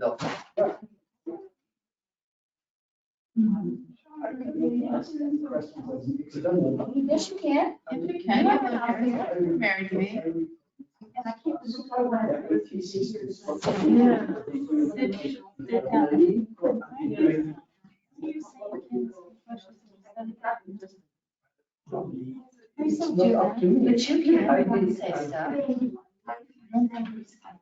Yes. Budgets, but yes. Yeah. So Number one. Number two, what does that have to do with what I do? Number three, that's totally inappropriate. Yeah. And it was, you know. The two said, Jeff and Mark. Right. And also that's. I mean. Yeah. That's what I was trying to do.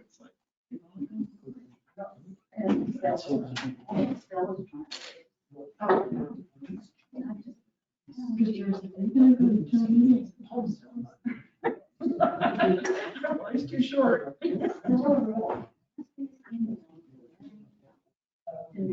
Oh, wow. Yeah. That's great. She has and not one of them. Yeah, I guess looking at flat maps. All right, because I mean, we've looked at all that too. We've seen nothing. So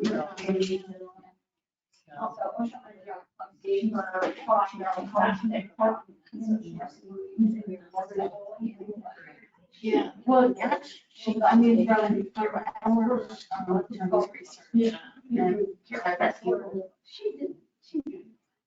She's talking about marketing symbol. And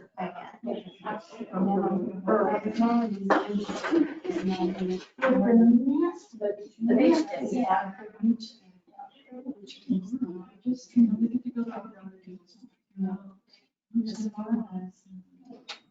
And then the number one check, Mary.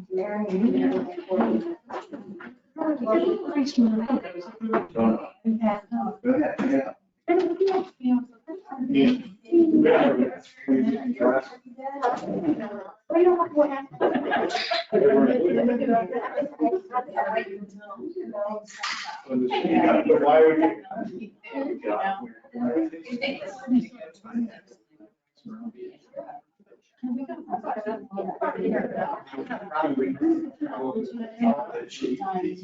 Great offer.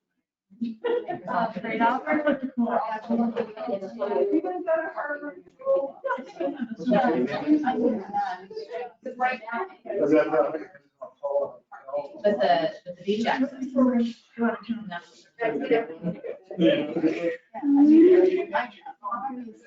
But they're also in front of our houses and in our driveways.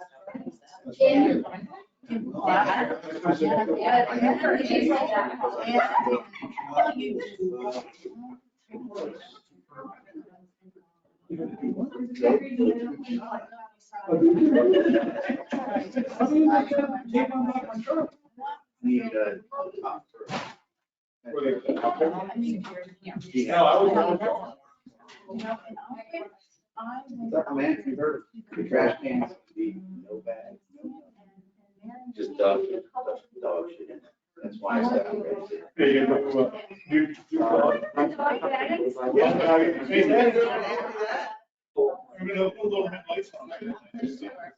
So, by the way.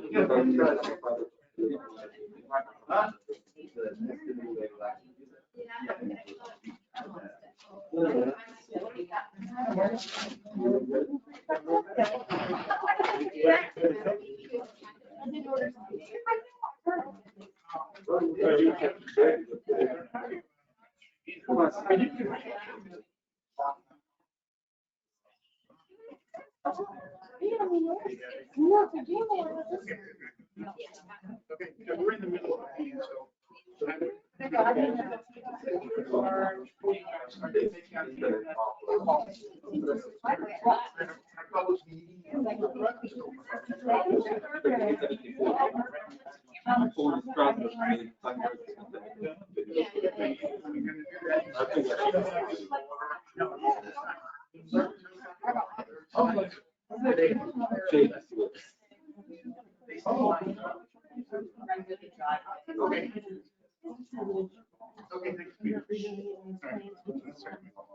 Pyramid happened, one happened. Do you remember when I first did it? Yeah. Running down.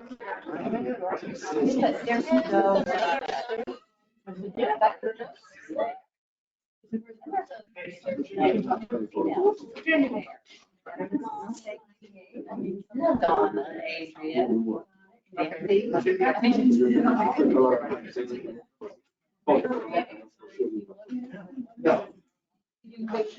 That's important.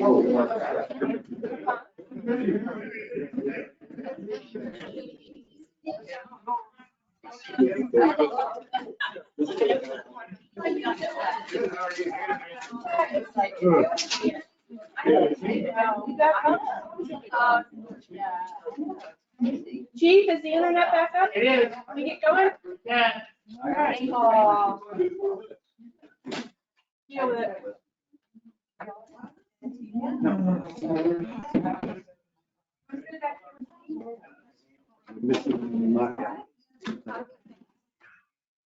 Thirty second warning. Anybody need water? Thank you.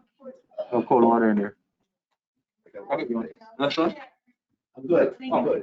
Thank you. 15-second warning. And count it. Someone who's been counting. What do you want?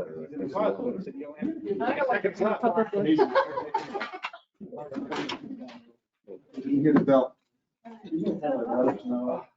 It says cutting down. Okay. Ready? to- Call back to order the meeting at 5:04. We are on Public Works Department. Can I make a note to the commission? Yes, please. I have to leave here at 5:20. I will be back for the town commission meeting at 6. Why?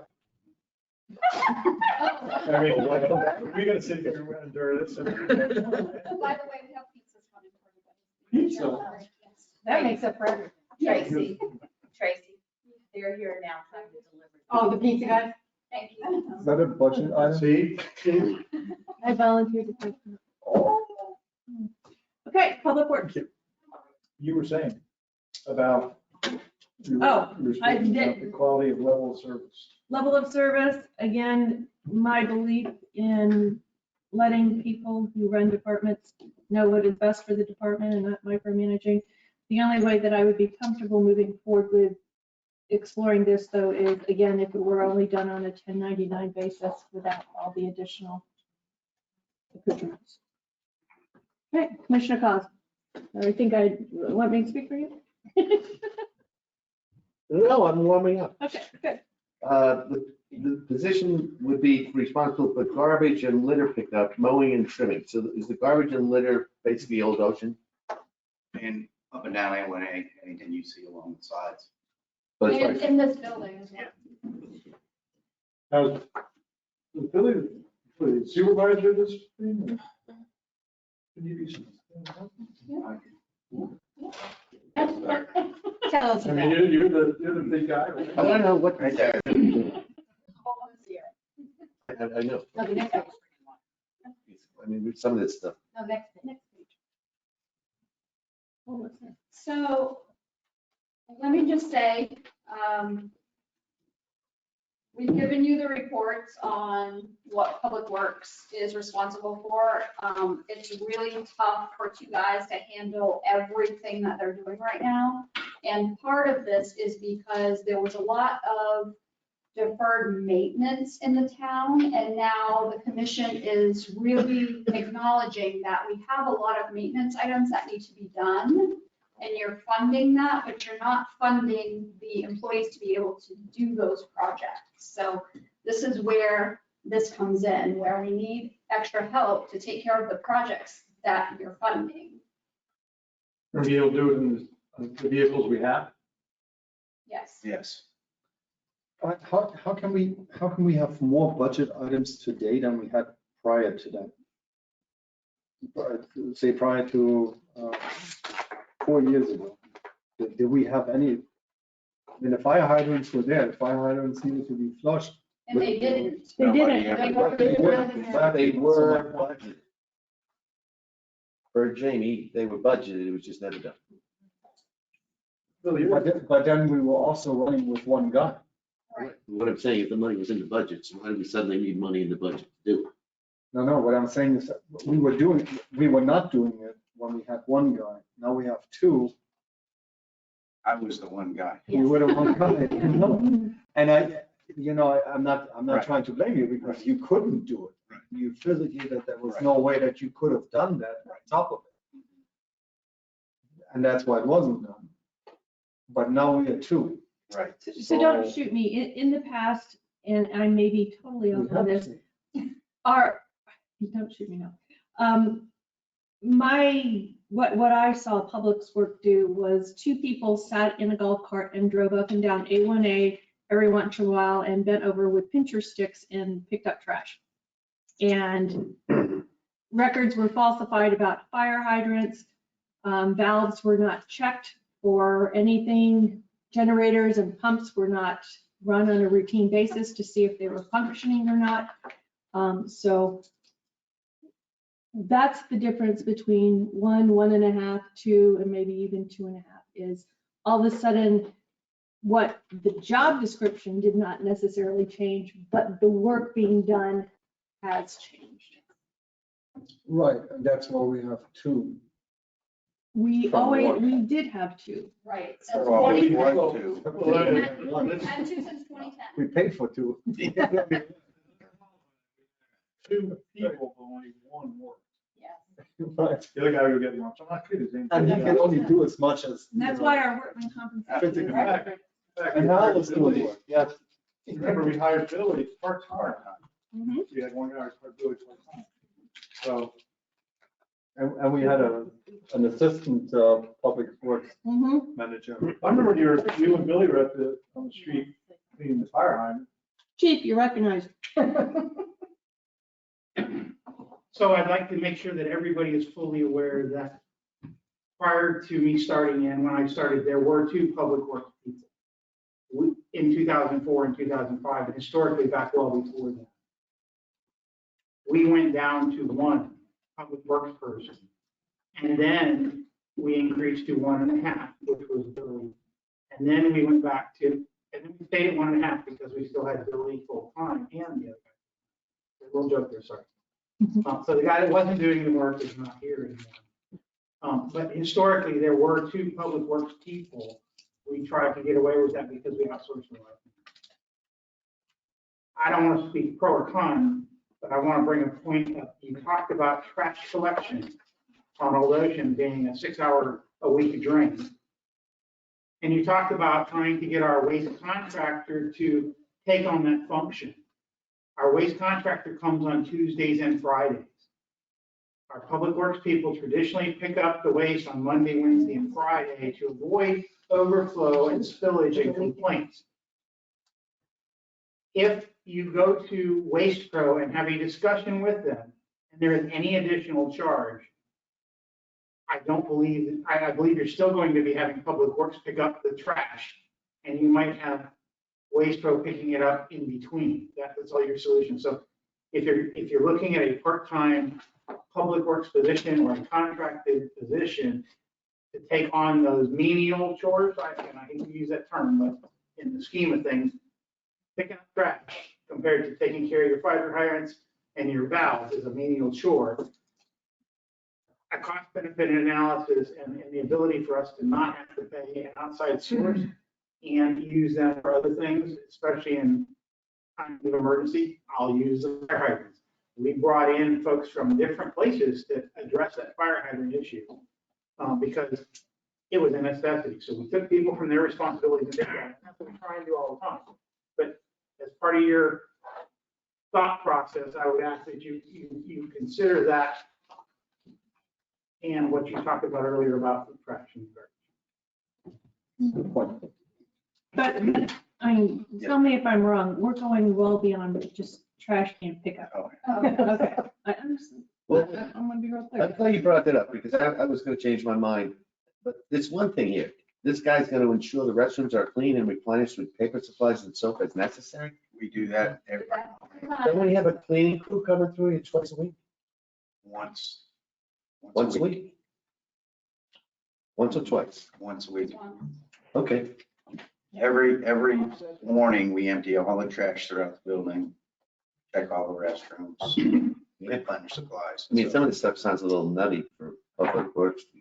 Well, Well, that's what- slash maintenance. Yeah. Yeah. It And you used have to to be maintain your maintenance. facilities. Yeah. That's what I'm hearing is let the people who can change the valves and start the generators and clean the pumps do what they need to do. And is there a cost benefit to bringing somebody partially in-house to do it? Or do you ask existing vendors to increase what they're doing and does that cost offset it? That's my mind. Or can we find a person on a 1099? Yep. That actually goes 3 times a week and picks up the trash from Old Ocean and Building Can do your meeting. building maintenance. You'll be on track. Okay, so Can I support? Anything else We you can need? explore, right? Keep town looking spiffy. I'm trying. You're doing a great Great. job. I think yes, so too. Billy, you're Thank doing you. a great job and Both you and Chad. understand that this doesn't mean that I know. we're trying to beat on you. Right. Well, he is. Yeah, he is. I just have to say, you guys don't see him every day, and But the I see him level almost of every work day. that these employees put out for this town is amazing. Amazing. And that they're not burnt out right now. I'm very passionate about this because I see it every day. How they're not burnt out right now, I don't know. Well, I see the list we get every commission meeting, and I'm amazed that you don't get that much done, and I know you don't get everything written down, because you don't have We haven't time. made it yet. Uh-oh. So I'm looking for consensus. Are we comfortable going through with a part-time person for some of these other tasks that are necessities that just have to get done? If we look at it as a 1099 position only. Yeah, with one caveat, the cost analysis. If this guy's taking over stuff that we think we're giving to outside people to do at the end of 6 months, I just would like to see that. You comfortable with Yeah, that? that's- yeah. Commissioner Schleck? Bring it Okay. back for review. Yep. Because it was saving money. Commissioner Pugh? Every time. Good. Okay, let's move quickly ahead. Personnel, human resources. We talked about workman's comp. I don't think we need to go over that again, unfortunately.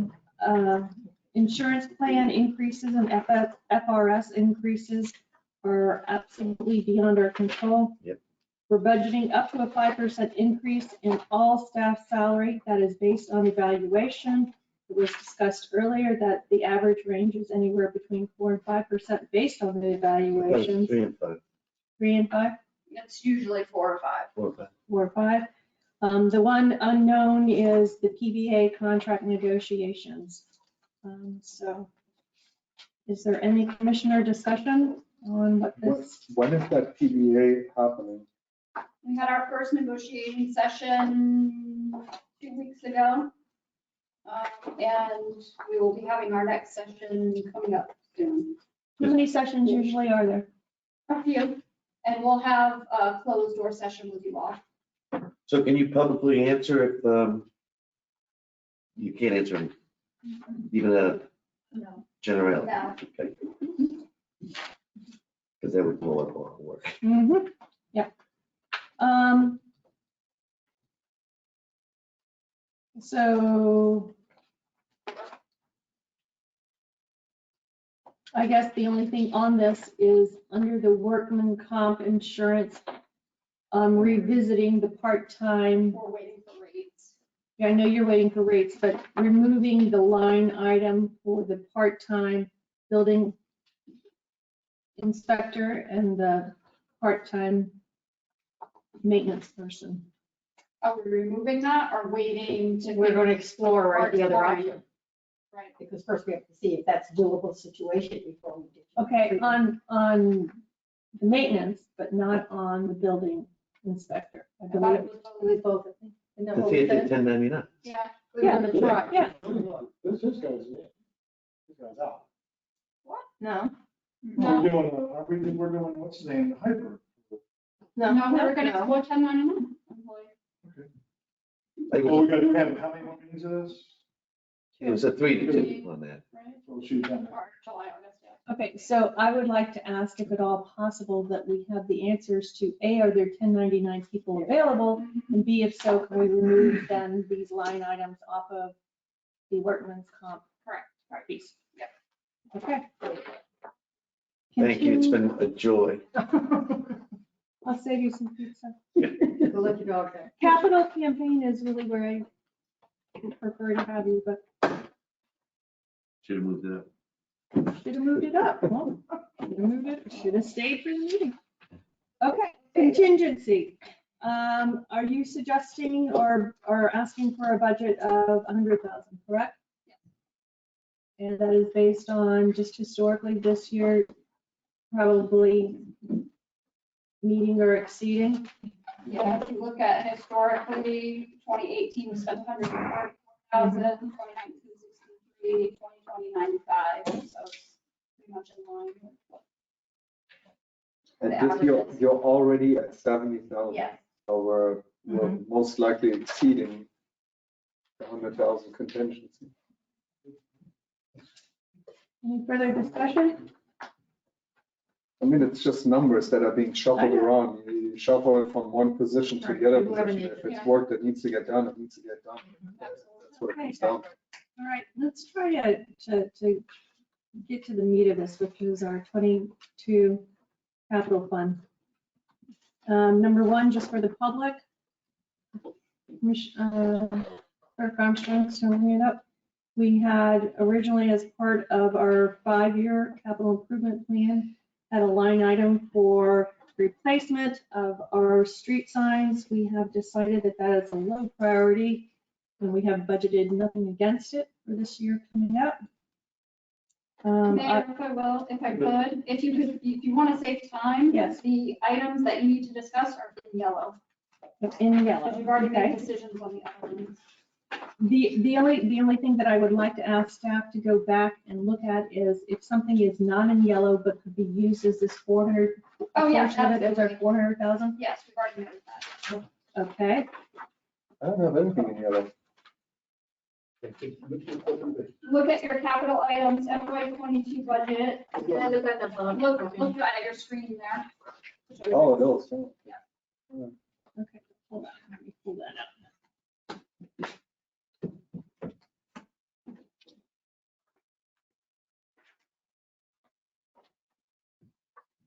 Yeah, that's. Got a quick question. On street sign maintenance, you have that 10 grand in your, in Billy's budget. But that 7,000 wasn't in any part of that? No, so what the difference is the street sign maintenance is all the stop signs or any like posts that break or anything like that. It's the maintenance of it. What this is street name sign replacement. So over time, they're deteriorating.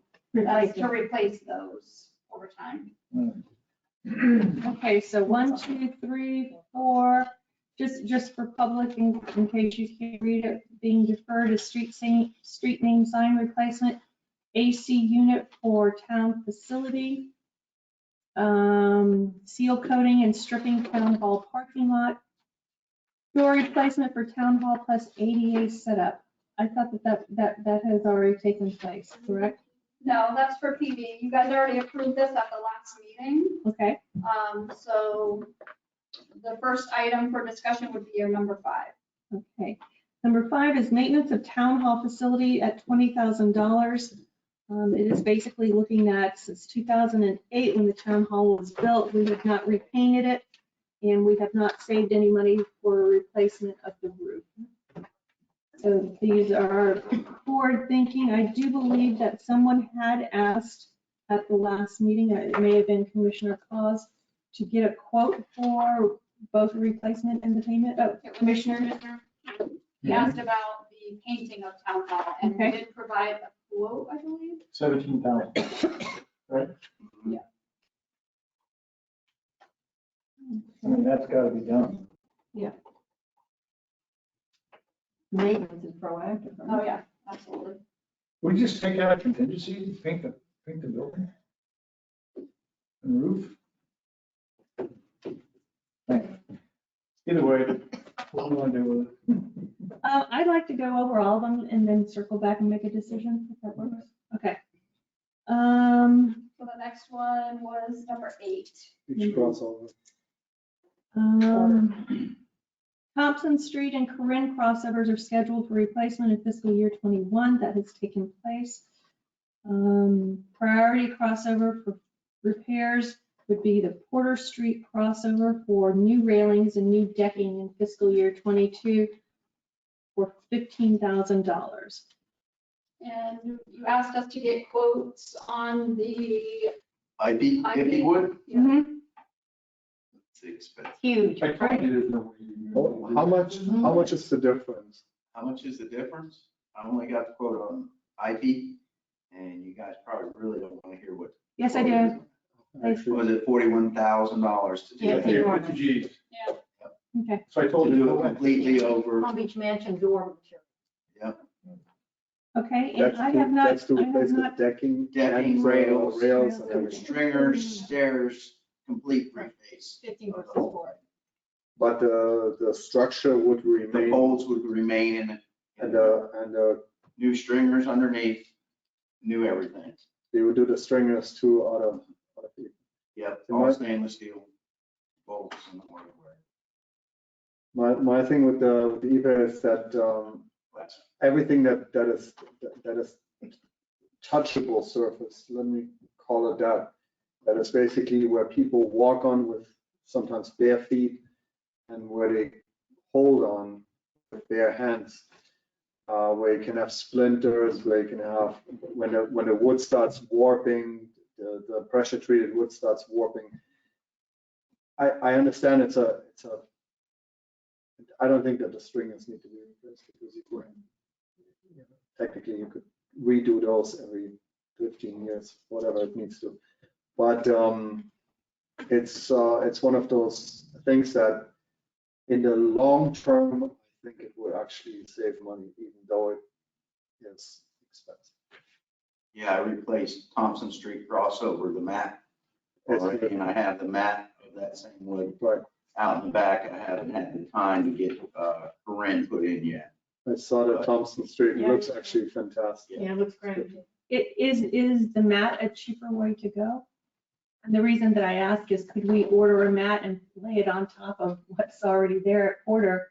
Would it make any difference? Would it extend the No. life?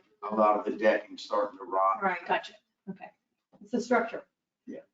I think people in this town are pretty passionate about being able to go to the beach and access it. And I think it is to our benefit sitting up here to give this a little bit of serious consideration. I don't think, unfortunately, we have the, I We've know got it a beer comes at a budget with a $900,000 champagne cabinet. shortfall budget. yes.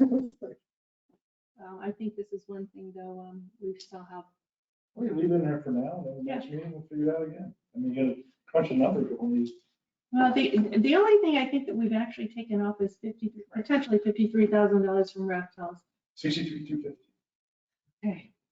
All right. So as to keeping the beach crossover repair, obviously done, right? It's making a mess here and people use it all the time. I'd love to have the UP, but I don't think anybody's going to fund that. Well, you could do it 3 times in regular wood. Right. For one You'll EV. need to for as long as the You- UP you would need to, last. that's That's a- the point. But I don't think, Yeah, it doesn't I don't think anybody's The, going to go the for it. only, and 200 bikes on it. the only thing is that, because EPA does not work, you're not gonna have trip hazards. You're basically reducing your liability on the public access. That would be, No, it's fabulous material. I just My- can't imagine when we're trying to squeeze things out of it. Anybody's going to vote but hey, we're at $900,000, I'm not gonna argue. Okay, number 6, 7, 9, and 10, we're gonna look at to see if it could be covered by ARA by Right. any chance. Number 11, potable water infrastructure repair and replacement at $110,000. This would be kicking in the year 1 of a 5-year campaign. So are we saying that over 5 years, each year it would be $110,000?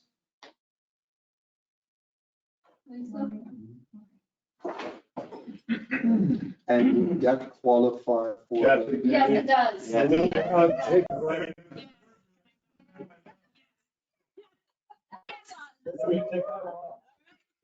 So we will, we will approve this one. Okay. That's a very We need to keep doing that because Yes. the water distribution system's not getting any newer, it's getting older. Mhm. So we haven't really focused on it as a repair and replacement. You had me at yes. Okay. So Okay. Lisa, if you would work on maybe developing a plan on, what is the project that we're gonna fund for Right. that 800,000? Right, so if we can use those funds, we can create like a pilot program. Yeah. Take a certain geographical area. Right. And enhance or repair or replace a certain area, maybe we can do it that way. Right, what are our Keep oldest moving around. pipes, which ones need to be replaced? I would rather, please don't pigeonhole yourself in only a geographic area. I would like to do it by necessity and need. Right, that's Sure. maybe the oldest and most. Yeah. Yeah, Okay. Okay. Number 13 is a paving plan. This again was part of a 5-year capital improvements plan. We had it as low priority. It was basically saving $200,000 and or expending up to $200,000 on an annual basis. I am presuming that this would not necessarily fall under the No, it does ARA. not. And I did not include it in this budget. As you can see, Yeah. under the approved column, I put 0 because we're recommending that we defer it. Right. You did not include it? I did not include it. Who made up the, Lisa did. Lisa, you made up the streets, you drive all the streets and A, B, and C them? yes, we've done many of them. Mhm. We don't need to do that this next fiscal year, All right, it's excellent. in my opinion. All right, number 14, 2 new fully equipped police vehicles and 1 for the building department. How would this 150,000 potentially would change to 65? Was that their first year for leasing? And that's what their presentation was, I right? think so. 65 is, Was it yeah. I 65? think you're right about Mhm. that.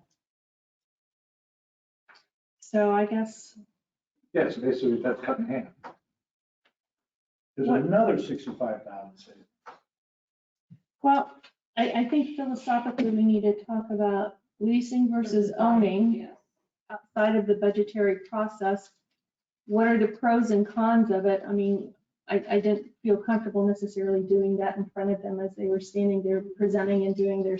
Well, she was pregnant, I don't understand. Yeah, exactly. Anything happens. So, can we have a 5-minute, at least a 5-minute discussion right now to kind of see how we're moving forward? Commissioner Bishalak? As far as I'm concerned, as I stated when they were here, my only concern is that I do not want to be locked into a position where we cannot get our police vehicles back or get out of that contract just because, history teaches you that if you're giving something up, it's very hard to get it back. And we're talking major capital expenditure. So, 5 years from now, when we don't own any police vehicles anymore, they got us right on the hook. And I wouldn't want to be in that position unless there's an opt-out clause where we have certain rights to purchase these vehicles back. And if that's the case, then I'd be willing to give it a shot. Yes, Town Manager. So what we can do is we can go back to enterprise and present to you at the next meeting what it would be at the end of that 5 year when we know that they are going to own all of those assets at that point. We can find out from them how much is it going to cost us if we opt out of that to own all of those vehicles that are in the fleet at that point.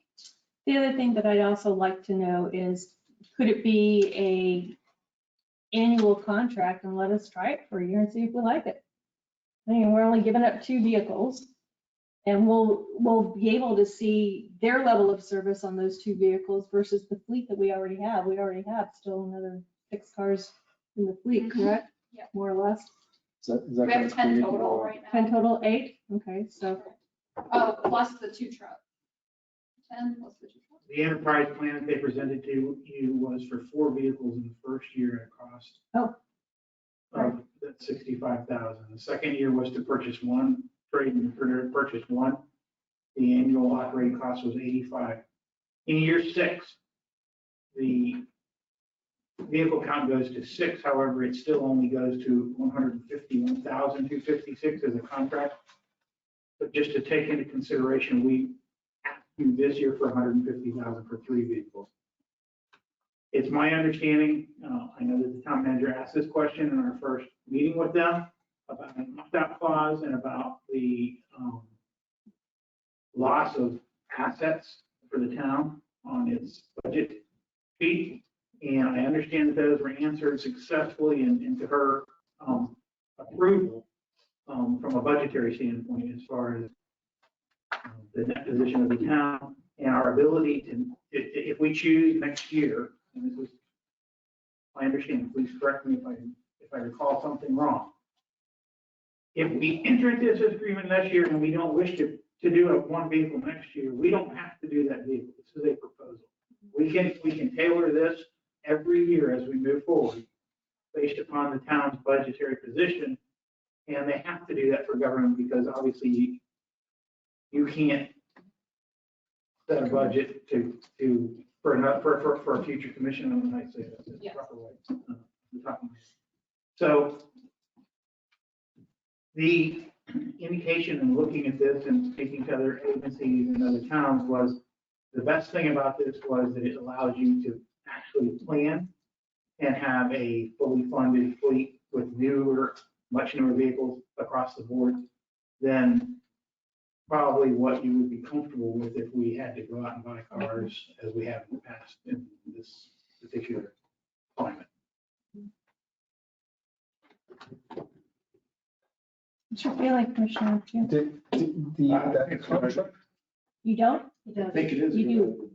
The contract is fluid though, right? Because the numbers that they gave us, they are based on today's projections as to Yes. how much a police vehicle costs. So, today the vehicle cost was 50,000. I remember that the budget, last year's budget year, we had 45,000 budgeted for a police car. Now it was 50,000 that we paid last year. Next year it's going to be 55,000 because Ford does not decrease prices. Yes, thank you. So, So those numbers that we're looking at, the projections for 5 years, when they're coming with the 5-year plan, those are somewhat estimates. They are not Yes. set in stone numbers. So down the road, we might be looking at 160,000, 165. so the question that was asked, On the other hand, in 5 years, we're going to be purchasing a That's what I vehicle mean. Those are also gonna for be going up to- So $70,000. the question that was asked by the town manager, bring the presentation that we had before we asked them to come here and speak to you. We took that into consideration, and what was said was, regardless of whether we have to pay more, and these are projections, how are you going to project what 10 years is going to be down the road? And so we're in the same position. We were looking at Florida State Sheriff's contract, Florida Department of Management Service contracts, NASPO contracts. Every time we look at cars for you, and we try and get the best deal we can. And if you'll recall, what they said was, we're going to do that too, because we're going to purchase on your behalf, so we take advantage of that. So I don't think that, unless we could project what the cost will be 6 years from now, I don't think that their costs are not going to go up, because we can hold them to that. You said that you were going to purchase at the best price available, so if you can't get FSA, we can't. So I think we're in a good position that way. And the best thing was, like I said, Tracy asked the question, what if we get to next year and I don't want to buy a car? That's your choice. We can push this out to the next year, and we'll rework it, and we'll tell you that the residual on the 4 cars you bought this year is this much next year, you owe us that. And then if you want to come in and buy 5 cars a year after instead of 2, whatever, however you want to work it, As long as we have that overarching ability to give to you, and then, Lieutenant Jones, when he becomes chief, as long as we give you guys the flexibility of making those decisions and overriding potentially some of their decisions, I'm a lot more comfortable. I think that those decisions will likely come to you from staff, and you will make those decisions based upon The information. the fiscal impacts that the town has. No different, and I have to tell you, absolutely no different than we do today. So do we have consensus to moving forward from a budgetary point of view, exploring this, modifying our budget accordingly? Yeah, I'm happy with the information I got, not just from them, but from the chief, Tracy, Richard. $75,000. There you go, bam. Okay, I think the only other line item that I would like to take a look at, because we do have residents here who spoke about it, is the Crown Colony crosswalk lighting. I know that we had at the last meeting said that yes, we would be considering moving forward with that. I would like to see, though, that it comes with a contingency that basically says, if we're going to move forward with funding the lighting, then we are going to, if we get the approvals, and that's a big strong arm, if we get the approvals, that we will be permitting a gate and bringing back at the next meeting a waiver of the permitting fees if so desired. We have to wait for legal opinion on that, like I said. She's working out, how can we get to issuance of a permit? Right. But the compromise, the concept of the gate, I think sounds perfectly suited to, if we can get everybody in, make it work out, that's part and parcel of the situation, which is what you're saying. Let me ask you this. If we're, and this is, thank God the town attorney's not here, because she would be kicking me under the table right now. She'll be here in a few minutes. Yeah, Hurry up.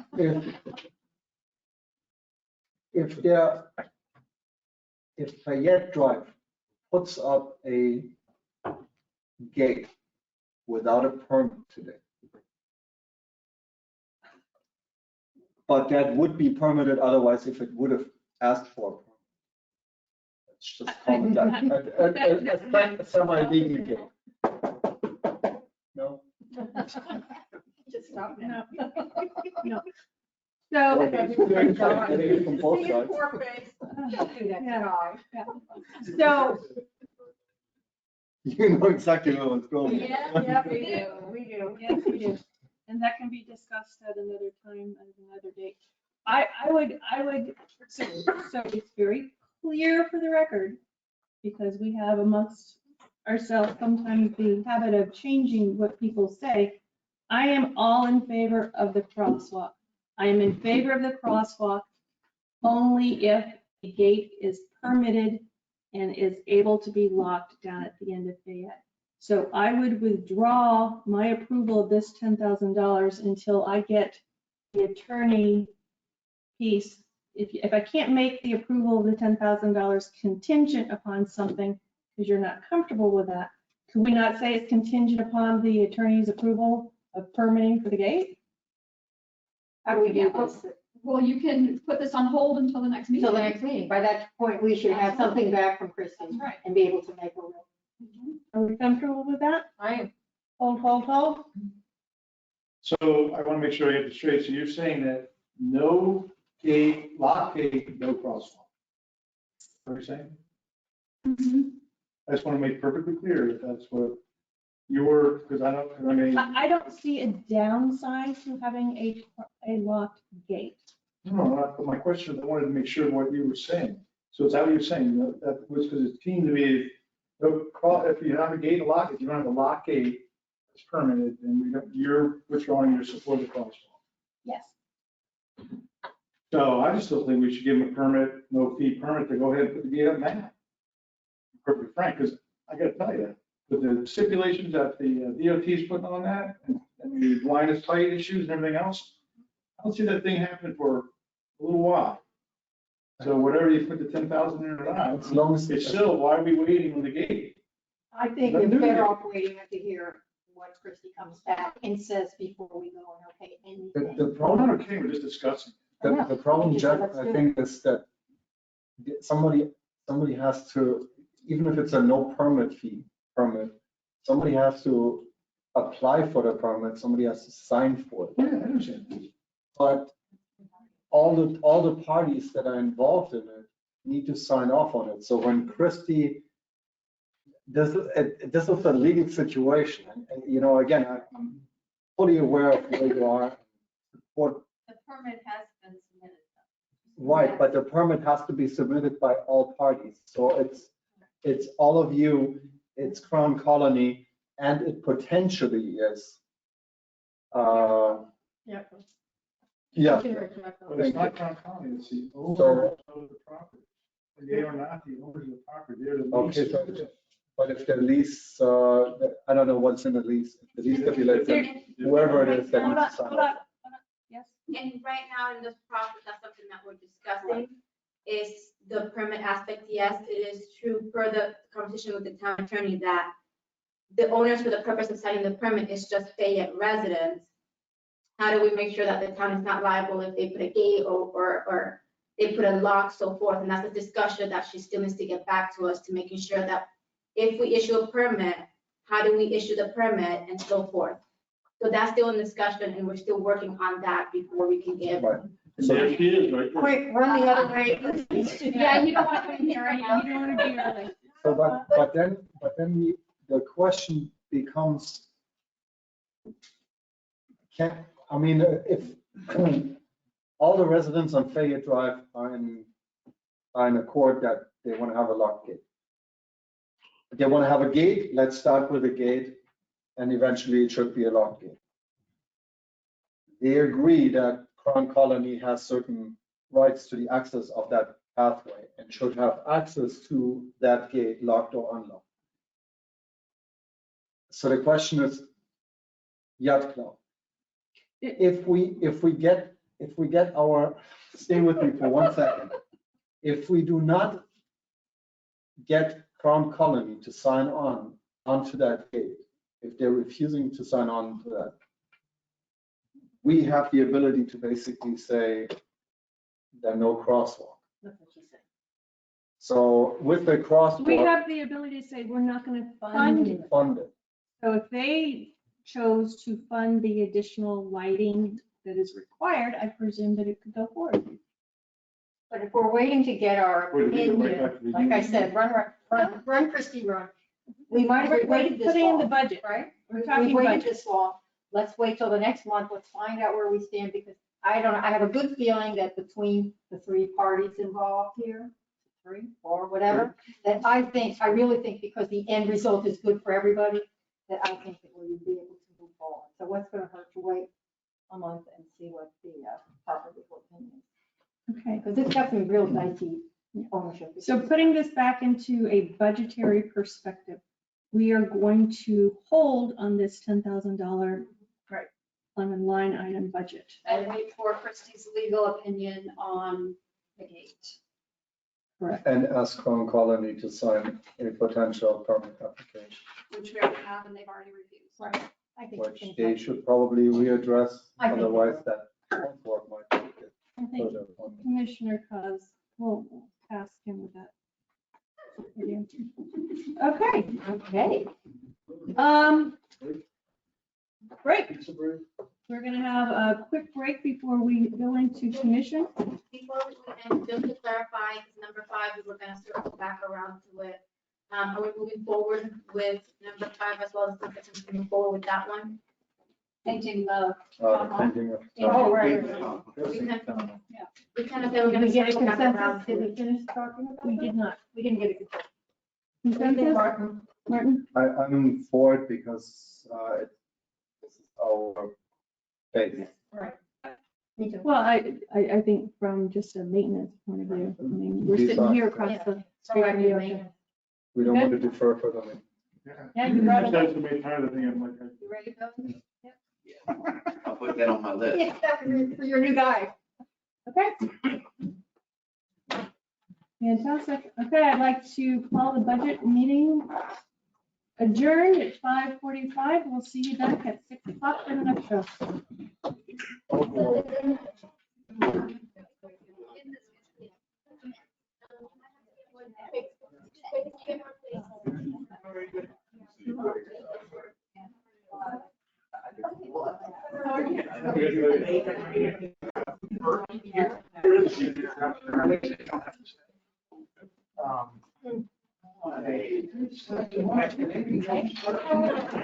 I know. Oh, my, you got nothing to do.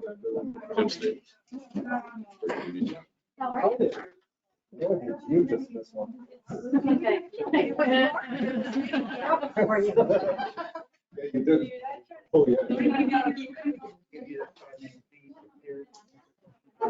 I had to get this one.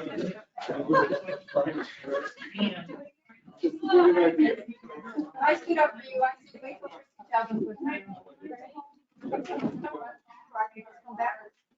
Yeah, right?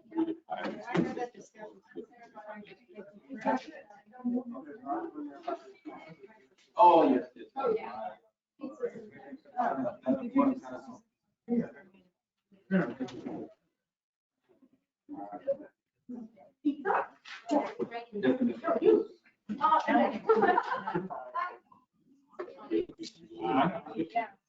Thank you.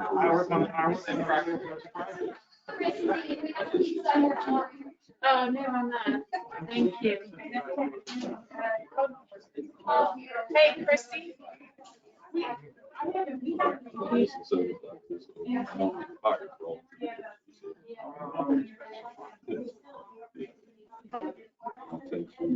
Always gonna shoot straight.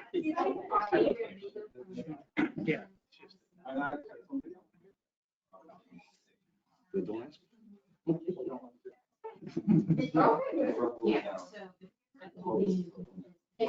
We'll see.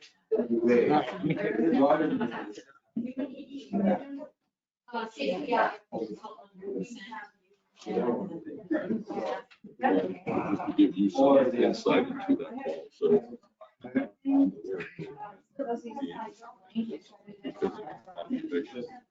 How are you? How are you? Very good.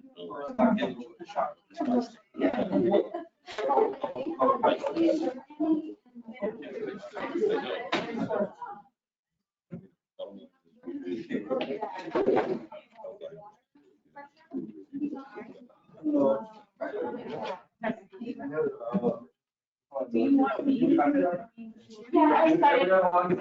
Yeah. And then,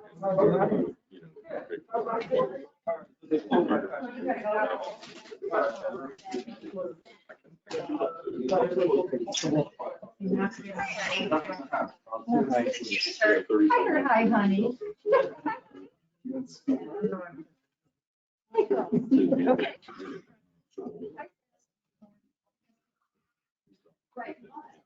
I just wanted to. Hello, Christine. Hello, Susan. Hey, how are you? Good meeting.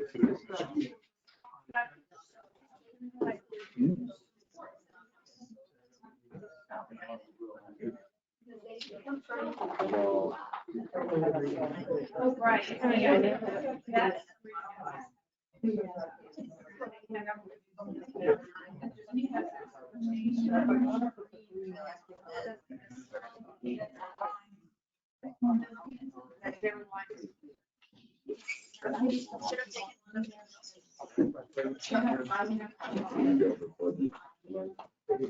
I ate one already. Mary Ann sent her apologies. She didn't feel bad, so she's not coming. She says she's all achy and tired. Sorry to hear that. That's my friendly face in the crowd. Maya's gonna come. Okay. She's gonna sit in the back so she can see people or get out early. Yeah.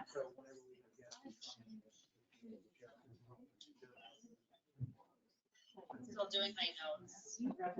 Brandon,